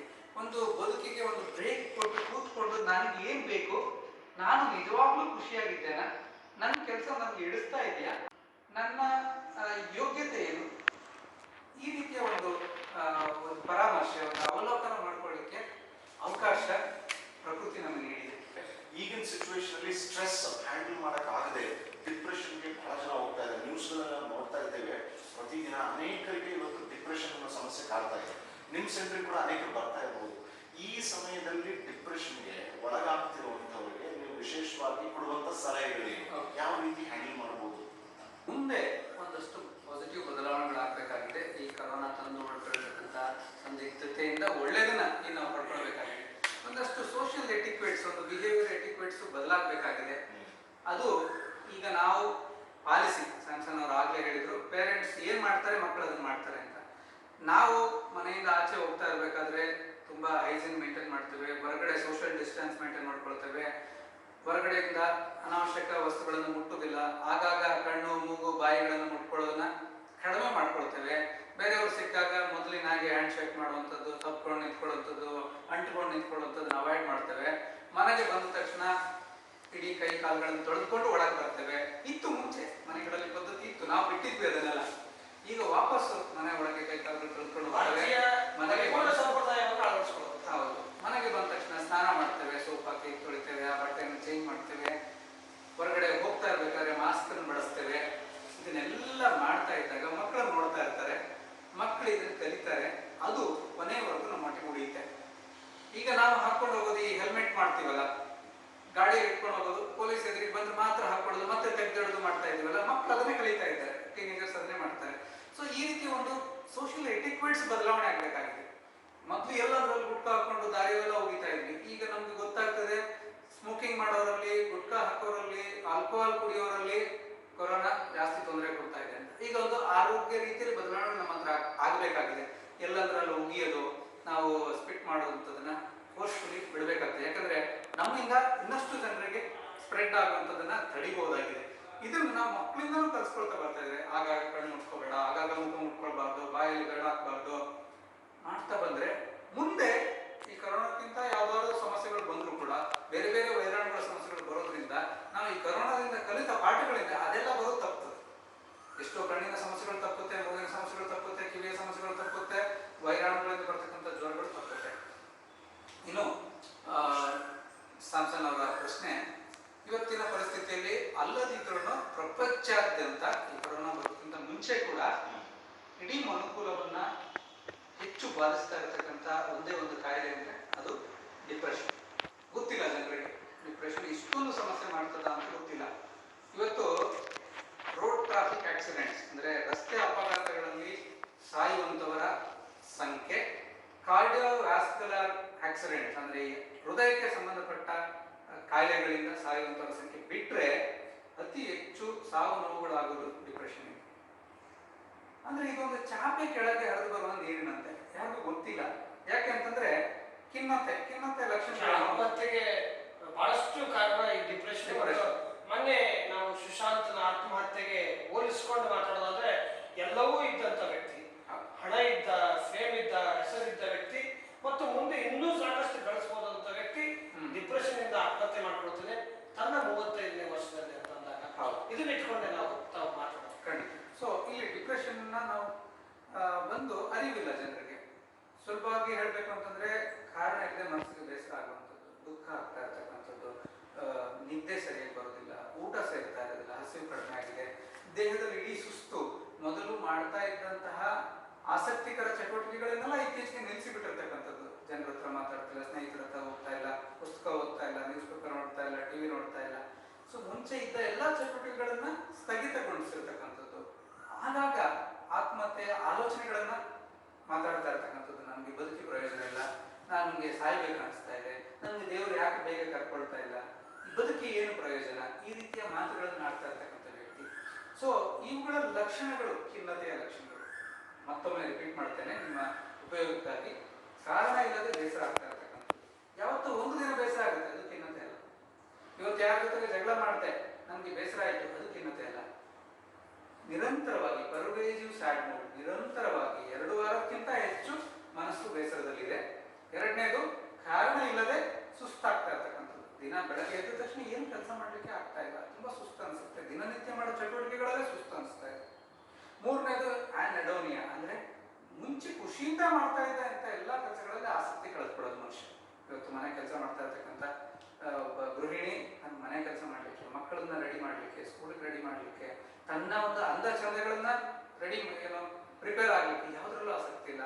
ಕಾರ್ಯಕ್ರಮಗಳಿಗೆ ಹೋಗ್ಲಿಕ್ಕೆ ಮನಸ್ಸಿಲ್ಲ, ಮದುವೆ ಕಾರ್ಯಕ್ರಮಗಳು ಹೋಗ್ಲಿಕ್ಕೆ ಮನಸ್ಸು. ಈ ರೀತಿ ನಡೆಯೋ ದಿನನಿತ್ಯ ಚಟುವಟಿಕೆಗಳಲ್ಲಿ ಆಸಕ್ತಿಯನ್ನು ಕಳೆದುಕೊಳ್ಳುವಂಥದ್ದು. ಇನ್ನು ಸಣ್ಣ ಪುಟ್ಟ ತೊಂದರೆಗಳಾದಂಥದ್ದು, ಕಾನ್ಸಂಟ್ರೇಷನ್ ಮಾಡೋಕ್ಕಾಗ್ತಿಲ್ಲ, ಊಟ ಸೇರ್ತಾ ಇಲ್ಲ, ನಿದ್ದೆ ಬರ್ತಾ ಇಲ್ಲ.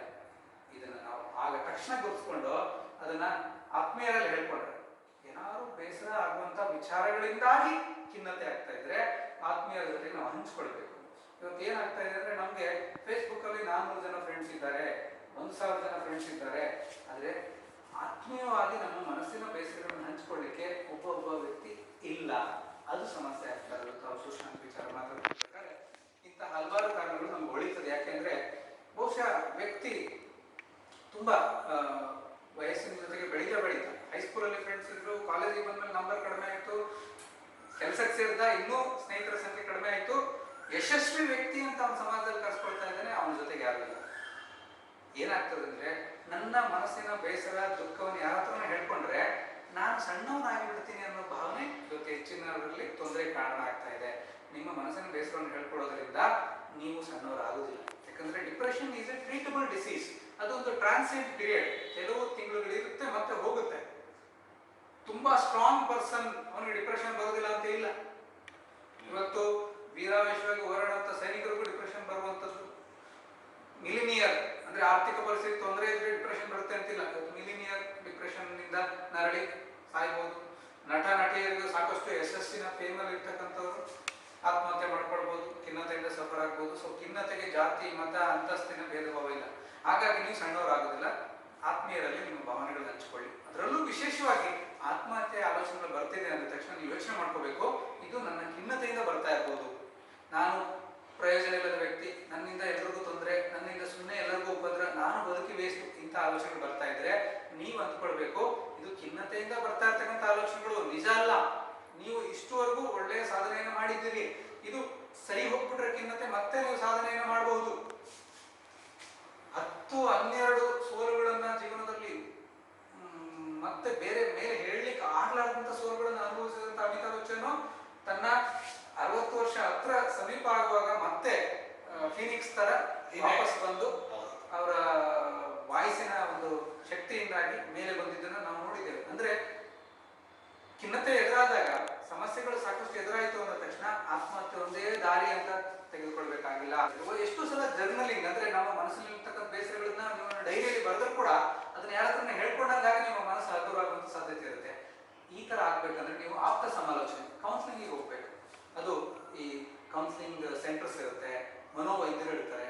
ಎಷ್ಟೋ ಸಲ ನಮ್ಮ ಊರು ಹಳ್ಳಿಗಳಲ್ಲಿ ಮನೋವೈದ್ಯರಿಲ್ಲ, ಆಪ್ತ ಸಮಾಲೋಚಕರಿಲ್ಲ. ನಿಮ್ಮ ಆತ್ಮೀಯ ಸ್ನೇಹಿತರಲ್ಲಿ ಹೇಳ್ಕೊಳ್ಳಿ, ನಿಮ್ಮ ಮನೆಯ ಹೆಡ್ಸ್ ಇರ್ತಾರೆ, ನಿಮ್ಮ ತಂದೆ ತಾಯಿ ಹತ್ರ ಹೇಳ್ಕೊಳ್ಳಿ. ನಮಗಿರ್ಬೋದು, ಅಯ್ಯೋ ನಾನು ಇಷ್ಟೆಲ್ಲ ತೊಂದರೆಗಳು ಅವ್ರು ಹೇಳಿದ್ರೆ ಏನ್ ತಿಳ್ಕೊಳ್ತಾರೇನೋ, ಇಲ್ಲ ಹೇಳ್ಬೇಕು. ಯಾಕಂದ್ರೆ ನಾಳೆ ಅವರು ನೀವು ಜೀವನ ತೊಂದರೆ ಮಾಡ್ಕೊಂಡ್ರೆ ಅವರು ಒಂದು ಗಿಲ್ಟ್ ಫೀಲಿಂಗ್, ಅಪರಾಧಿ ಮನೋಭಾವನೆಯಿಂದ ಅಯ್ಯೋ ನಾನಿದ್ದು ಈ ರೀತಿ ಆಯ್ತಲ್ಲ ಅಂತ ಬೇಸರ ಪಡ್ಕೊಳ್ಳುವಂತ ಸಾಧ್ಯತೆ ಇರುತ್ತೆ. ಹಾಗಾಗಿ ನೀವು ಒಳ್ಳೆಯ ವ್ಯಕ್ತಿನೇ.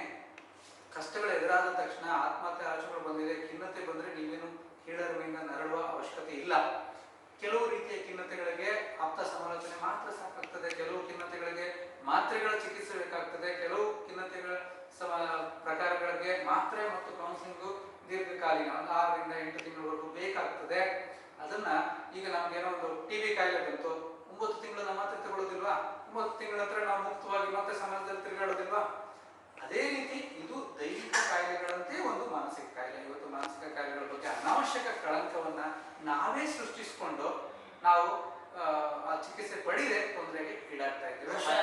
ಬಹುಶಃ ಅದಕ್ಕೆ ಕಾರಣ ಏನಂತಂದ್ರೆ, ನಾವು ಮುಂಚಿನಿಂದಲೂ ಕೂಡ ಹುಚ್ಚ ಅಂದ್ರೆ ನಾವು ಬೇರೆ ಲೋಕದ ವ್ಯಕ್ತಿ ಅನ್ನೋ ತರ ಟ್ರೀಟ್ ಮಾಡಿದ್ದೀನಿ ನಾವು ನೋಡ್ತಾ ಇದ್ದೀವಿ. ಈ ಹುಚ್ಚು ನಾಯಿ ಮತ್ತು ಹುಚ್ಚಿಡಿದಂತ ಮನುಷ್ಯರನ್ನ ಮನೆಯಿಂದ ಊರಿಂದ ದೂರಿಡುವಂತ ಒಂದು ಮನಸ್ಥಿತಿ ಕಾರಣಕ್ಕಾಗಿನೇ ಇವತ್ತು ನಾವು ಮಾನಸಿಕ ಕಾಯಿಲೆಗೆ ಪ್ರಕಾರ ಸಮಾಜದಲ್ಲಿ ಇರೋ ಸಮಸ್ಯೆನೇ ಅದು. ಒಬ್ಬರಿಗೆ ಒಂದು ಚಿಕ್ಕ ಮಾನಸಿಕ ಸಮಸ್ಯೆ ಇದೆ ಅನ್ಕೊಳ್ಳಿ ಅವನು ಹುಚ್ಚ ಅಂತ ಬ್ರ್ಯಾಂಡ್ ಮಾಡ್ಬಿಡ್ತೀವಿ. ಈ ಒಂದು ಸಣ್ಣ ಸಮಸ್ಯೆನ ನಾವು ಪರಿಹರಿಸಬೇಕು. ಏನಂತಂದ್ರೆ, ಇವತ್ತು ಮನೋವೈದ್ಯ ಹುಚ್ಚುಗೆ ಚಿಕಿತ್ಸೆ ನೀಡುವಂತ ಮನೋವೈದ್ಯರು ಅಂತ ಗೊತ್ತು. ಸೊ ಮನೋವೈದ್ಯರು ನೋಡುವಂತಹ ಪ್ರಕಾರಗಳನ್ನೆಲ್ಲ ಗಮನಿಸಿದ್ರೆ ಇವತ್ತು ಮಕ್ಕಳಲ್ಲಿ ಕೆಲವು ಮಕ್ಕಳಲ್ಲಿ ಅತಿ ಚಟುವಟಿಕೆ ಇದೆ, ಕೆಲವು ಮಕ್ಕಳಲ್ಲಿ ಓದಿನಲ್ಲಿ ಹಿಂದೆ ಬೀಳ್ತಾ ಇದ್ದಾರೆ, ಕೆಲವು ಮಕ್ಕಳಲ್ಲಿ ಕಲಿಕಾ ಸಮಸ್ಯೆಗಳಿದೆ. ಸೊ ಆ ಸಮಸ್ಯೆಗಳಿಂದ ಹಿಡಿದು ಹದಿಹರೆಯದಲ್ಲಿನ ತೊಂದರೆಗಳು, ಮದ್ಯ ಮಾದಕ ದ್ರವ್ಯ ವ್ಯಸನಗಳು, ವೈವಾಹಿಕ ಸಮಸ್ಯೆಗಳು, ಒತ್ತಡ ನಿರ್ವಹಣೆ, ಇದೆಲ್ಲದನ್ನು ಅದೇ ಮನೋವೈದ್ಯರ ಒಂದು ಪರಿಧಿಯಲ್ಲಿ ಚಿಕಿತ್ಸೆ ನೀಡ್ತಿರ್ಬೇಕಾದ್ರೆ ಇವತ್ತು ಮಾನಸಿಕ ಆರೋಗ್ಯದ ಡೆಫಿನೇಷನ್ ಬದಲಾವಣೆ ಆಗ್ಬೇಕಾಗಿದೆ. ಇವತ್ತು ಮಾನಸಿಕ ಅನಾರೋಗ್ಯ ಅಂದ ತಕ್ಷಣ ಹುಚ್ಚು ಅಂತಲ್ಲ, ಅದು ಒಂದು ಭಾಗ ಮಾತ್ರ. ತೀವ್ರ ತರನಾದಂತಹ ಮಾನಸಿಕ ಕಾಯಿಲೆ ಒಂದು ಭಾಗ ಮಾತ್ರ ಹುಚ್ಚು, ಅದನ್ನ ನಾವು ಹುಚ್ಚು ಅಂತ ಕರೀದೇ ಇಲ್ಲ, ಅದಕ್ಕೂ ಚಿಕಿತ್ಸೆ ಇದೆ. ಆದ್ಮೇಲೆ ಇದುವರೆಗೂ ಸಾಕಷ್ಟು ವಿಚಾರಗಳನ್ನ ಮಾನಸಿಕ ಕಾಯಿಲೆ ಮಕ್ಕಳಿಗೆ, ಹಿರಿಯರಿಗೆ, ಇವತ್ತು ಏನಿವತ್ತು ಪೋಷಕತ್ವದ ಜವಾಬ್ದಾರಿ ವಹಿಸುವಂತ ಏನು ಪೇರೆಂಟಿಂಗ್ ಅಂತ ಕರಿತೀವಿ, ಆ ಎಲ್ಲ ವಿಚಾರಗಳಲ್ಲಿ ಇರುವಂತ ಸಮಸ್ಯೆ, ಕೊರೋನೋತ್ತರ ಭಾರತಕ್ಕೆ ಇರುವಂತಹ ಆತಂಕಗಳು, ಅದರ ಮುಂಚೆ ನಾವು ನಡೆದುಕೊಂಡಂತ ರೀತಿಗಳು, ಬಹುಶಃ ಭಾರತೀಯ ಸಂಸ್ಕೃತಿಯ ಸಾಂಪ್ರದಾಯಿಕ ಆಚರಣೆಗಳನ್ನು ನಾವು ಗಮನಿಸೋದಾದ್ರೆ ಅದರೊಳಗೆ ಸಾಕಷ್ಟು ವಿಚಾರಗಳನ್ನು ನಾವು ಕಲ್ತಿದ್ದೇವೆ. ಇವತ್ತು ಮನೆ ಹೊರಗಡೆ ನಮಗೆ ಸದಾ ಒಂದು ಹೂಜಿ ಇರ್ತಾ ಇತ್ತು, ಅಲ್ಲಿ ನೀರು ಇರ್ತಾ ಇತ್ತು. ಮನೆಯಿಂದ ಹೊರಗಡೆಯಿಂದ ಯಾರೇ ಬಂದರೂ ಕೂಡ ನಾವು ಕೈ ಕಾಲು ತೊಳೆದುಕೊಂಡೇ ಒಳಗೆ ಬರ್ತಾ ಇದ್ವಿ. ಆದರೆ ಇವತ್ತಿನ ಭಾರತೀಯ ಹೊಸ ಪದ್ಧತಿಯ ಮನೆಗಳಲ್ಲಿ ನಾವು ಆ ಥರದ ಹೂಜಿಗಳನ್ನ ನೀರನ್ನು ನೋಡ್ತಾ ಇಲ್ಲ. ಆದರೆ ಇವತ್ತು ಕರೋನಾ ನಮಗೆ ಹೊಸ ಎಲ್ಲ ಪಾಠಗಳನ್ನ ಇವತ್ತು ಪುನರುಚ್ಚಾರಗೊಳಿಸಿದೆ, ಮತ್ತೆ ಅದನ್ನ ಕಲಿಸಿದೆ ಅನ್ನುವಂಥ ಮಾತುಗಳನ್ನು ಹೇಳುತ್ತಾ, ಮಾನಸಿಕ ಕಾಯಿಲೆಯೂ ಕೂಡ ಇತರೆ ದೈಹಿಕ ಕಾಯಿಲೆಗಳ ರೀತಿಯಲ್ಲಿ ಒಂದು ಕಾಯಿಲೆ, ಅದನ್ನ ವಾಸಿ ಮಾಡಿಕೊಳ್ಳಬಹುದು.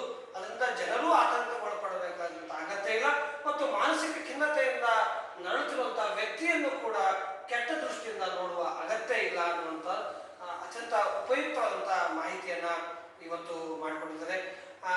ನಮ್ಮ ಜೊತೆಗೆ ಇರುವಂತ ಡಾಕ್ಟರ್ ವಿರೂಪಾಕ್ಷ ದೇವರಮಣಿಯವರು doctor A V Baliga memorial ಆಸ್ಪತ್ರೆಯಲ್ಲಿ ಕಳೆದ 12 ವರ್ಷಗಳಿಂದ ಮನೋವೈದ್ಯಕೀಯ ಕ್ಷೇತ್ರದಲ್ಲಿ ಅವರು ಕೆಲಸ ಮಾಡ್ತಾ ಇದ್ದಾರೆ. ಹೊಸಪೇಟೆಯಿಂದ ದೂರದ ಉಡುಪಿಯಲ್ಲಿ ಇದ್ದುಕೊಂಡು ಅವರು ತಮ್ಮ ಜೀವನವನ್ನು ಕಟ್ಟಿಕೊಂಡಿದ್ದಾರೆ. ಸಾಕಷ್ಟು ಜನರ ನೋವಿಗೆ, ಸಮಸ್ಯೆಗಳಿಗೆ ಸ್ಪಂದಿಸಿ ಇವತ್ತು ಈ ಒಂದು ಕ್ಷೇತ್ರದಲ್ಲಿ ಅವರು ಕೆಲಸ ಮಾಡ್ತಾ ಇದ್ದಾರೆ. ಅವರ ಶ್ರೀಮತಿಯವರು ಕೂಡ ಡಾಕ್ಟರ್ ವೀಣಾ ಅವರು ಕೂಡ ಫಾರ್ಮಸಿಸ್ಟ್ ಕೆಲಸವನ್ನ, ವೈದ್ಯರಾಗಿ ಅವರು ಕೂಡ ಕೆಲಸವನ್ನ ಮಾಡ್ತಾ ಇದ್ದಾರೆ. ಇಬ್ಬರು ಮಕ್ಕಳಾದಂಥ ವಂಶಿ ಮತ್ತು ವಿವಾಹ ಜೊತೆಗೆ ಉತ್ತಮವಾದಂಥ ಕೌಟುಂಬಿಕ ಜೀವನವನ್ನು ನಡೆಸ್ತಾ ಇವತ್ತು ಸಾಮಾಜಿಕ ಚಿಂತನೆಗಳ ಜೊತೆಗೆ ಇವತ್ತು ಹಲವಾರು 6 ಅವರ ಕೃತಿಗಳು ಕೂಡ ಪ್ರಕಟಗೊಂಡಿದೆ. ಅವನ್ನ ಆನ್ಲೈನ್ ಕೂಡ ಸಿಗ್ತಾ ಇದ್ದಾವೆ. ಆ ಕೃತಿಗಳ ಕುರಿತಾಗಿ ಒಂದೆರಡು ಮಾತುಗಳನ್ನು ನಾವು ತಿಳ್ಕೊಳ್ಳೋಣ. ಈ ಮಾನಸಿಕ ಆರೋಗ್ಯ ಸಮಸ್ಯೆಗಳನ್ನು ಇಟ್ಕೊಂಡು ಬರ್ತಾ ಇದ್ದಂತಹ ಹಲವಾರು ಕ್ಲೈಂಟ್ಸ್ದು ಸಮಸ್ಯೆಗಳನ್ನು ನಾವು ಗಮನಿಸಿದಾಗ ಹೆಚ್ಚು ಸಮಸ್ಯೆಗಳು ಸಂವಹನದಿಂದ, ಕಮ್ಯುನಿಕೇಷನ್ ಪ್ರಾಬ್ಲಮ್ ಇಂದ ಅಂತ ನಾವು ಕಂಡುಕೊಂಡು ಈ ಸಂವಹನ, ಮಾನವ ಸಂಬಂಧಗಳಲ್ಲಿ ಸಂವಹನವನ್ನು ಇಂಪ್ರೂವ್ ಮಾಡುವಂತಹ ವಿಚಾರಗಳನ್ನ ಇಟ್ಕೊಂಡು ನಾನು ಸ್ವಲ್ಪ ಮಾತಾಡಿ ಪ್ಲೀಸ್ ಅಂತ ಮೊದಲನೇ ಪುಸ್ತಕ ಬರೆದೆ. ಅದು ತುಂಬ ಜನರ ಪ್ರಶಂಸೆಗೆ ಈಡಾಯಿತು.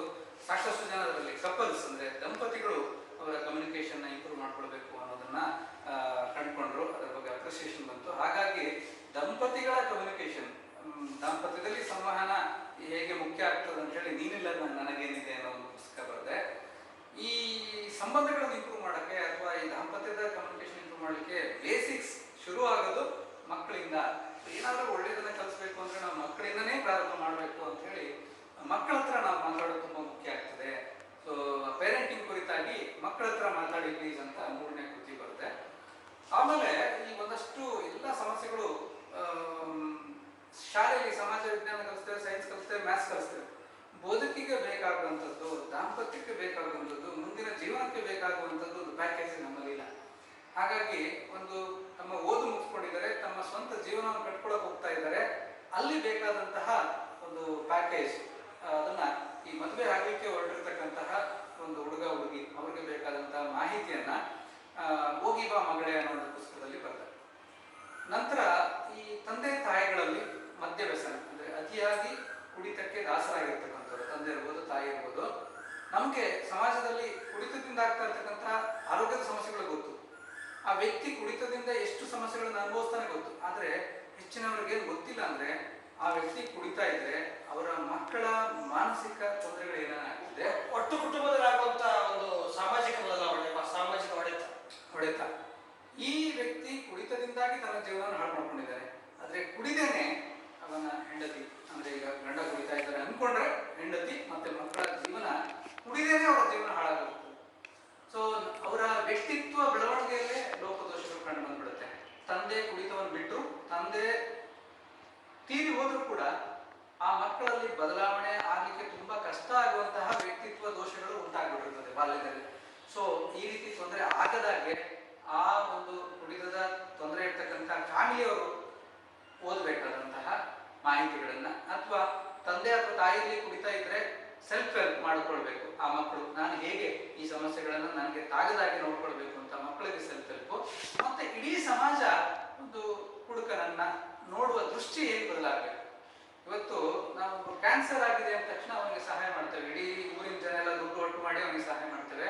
ಅಂದ್ರೆ ಒಬ್ಬ ಕುಡಿತದಲ್ಲಿ ದಾಸನಾಗಿದ್ದಾನೆ ಅಂದ್ರೆ ಅವನಿಗೆ ಚಿಕಿತ್ಸೆಗೆ ನಾವೆಲ್ಲರೂ ಒಟ್ಟಾಗಿ ಹಣ ಹಾಕಿ ತೋರಿಸ್ಲಿಕ್ಕೆ ಮನಸ್ಸು ಮಾಡೋದಿಲ್ಲ.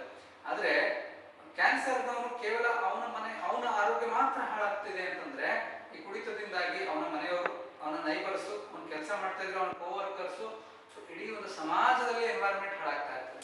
ಸೊ ಅದು ನಾವೆಲ್ಲರೂ ಸಾಮಾಜಿಕ ಜವಾಬ್ದಾರಿ ತೆಗೆದುಕೊಳ್ಬೇಕು.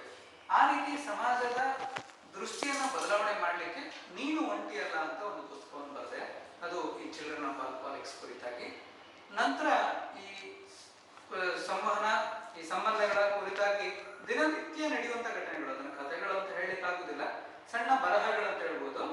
ಸೊ ಪ್ರತಿಯೊಬ್ಬರ ಮನೆಯಲ್ಲಿ ನಡೆಯುವಂತ ಸಣ್ಣ ಪುಟ್ಟ ಘಟನೆಗಳನ್ನ ಕೇವಲ ಆ ಘಟನೆಯನ್ನು ಮಾತ್ರ ತೋರ್ಪಡಿಸಿ ಅದನ್ನ ಅವರ ಆಲೋಚನೆಗೆ ಬಿಡುವಂತಹ ಒಂದಷ್ಟು ಬರಹಗಳ ಒಂದು ಪುಸ್ತಕ, ಎಲ್ಲರ ಮನೆ ದೋಸೆ ಅಂತ. ಸೊ ಈ 6 ಪುಸ್ತಕಗಳು ಈಗ ಮಾರ್ಕೆಟ್ ಅಲ್ಲಿ ಇದೆ. ನೀವು ಹೇಳಿದಾಗೆ ಆನ್ಲೈನ್ ಅಲ್ಲಿ ಲಭ್ಯ ಇದೆ. ಸಾವಣ್ಣ ಪಬ್ಲಿಷರ್ಸ್ ಅಂತ ಹೇಳಿ ಬೆಂಗಳೂರು, ಅವರು ಇದನ್ನು ಪಬ್ಲಿಷ್ ಮಾಡಿದ್ದಾರೆ. ಇದು kannadaloka.com ಅಲ್ಲಿ ಸಿಗ್ತದೆ, ಸಪ್ನಾ ಆನ್ಲೈನ್ ಅಲ್ಲಿ ಸಿಗುತ್ತೆ, ಅಮೆಜಾನ್ ಅಲ್ಲಿ ಸಿಗುತ್ತೆ, ಫ್ಲಿಪ್ಕಾರ್ಟ್ ಅಲ್ಲಿ ಸಿಗುತ್ತೆ. ಸಾಕಷ್ಟು ವಿಚಾರಗಳನ್ನ ಚರ್ಚೆ ಮಾಡಿದ್ದೀವಿ. ಬಹುಶಃ ನಮಗೆ ಅದಷ್ಟನ್ನು ಕುಳಿತುಕೊಂಡು ನೋಡುವ, ತಿಳಿದುಕೊಳ್ಳುವ, ಅರ್ಥೈಸಿಕೊಳ್ಳುವ ಮತ್ತು ಬದುಕಿಗೆ ಅಳವಡಿಸಿಕೊಳ್ಳುವ ಅಗತ್ಯತೆ ಮಾತ್ರ ಇದೆ. ಅಷ್ಟು ತಾಳ್ಮೆಯನ್ನ ನಾವು ತೆಗೆದುಕೊಳ್ಳಲೇಬೇಕಾಗುತ್ತೆ. ಬಹುಶಃ ನಮ್ಮ ಜೀವನಕ್ಕೆ ಇದು ದಾರಿದೀಪವಾಗಲಿಕ್ಕೂ ಕೂಡ ಸಾಧ್ಯವಾಗುತ್ತೆ. ಆದಾಗೆಲ್ಲ ಕೂಡ ನಾವು ಡಾಕ್ಟರ್ ವಿರೂಪಾಕ್ಷ ದೇವಮನಿ ಅವರ ಜೊತೆಗೆ ಈ ತರದ ವಿಚಾರಗಳನ್ನ ಚರ್ಚೆ ಮಾಡ್ತೀವಿ.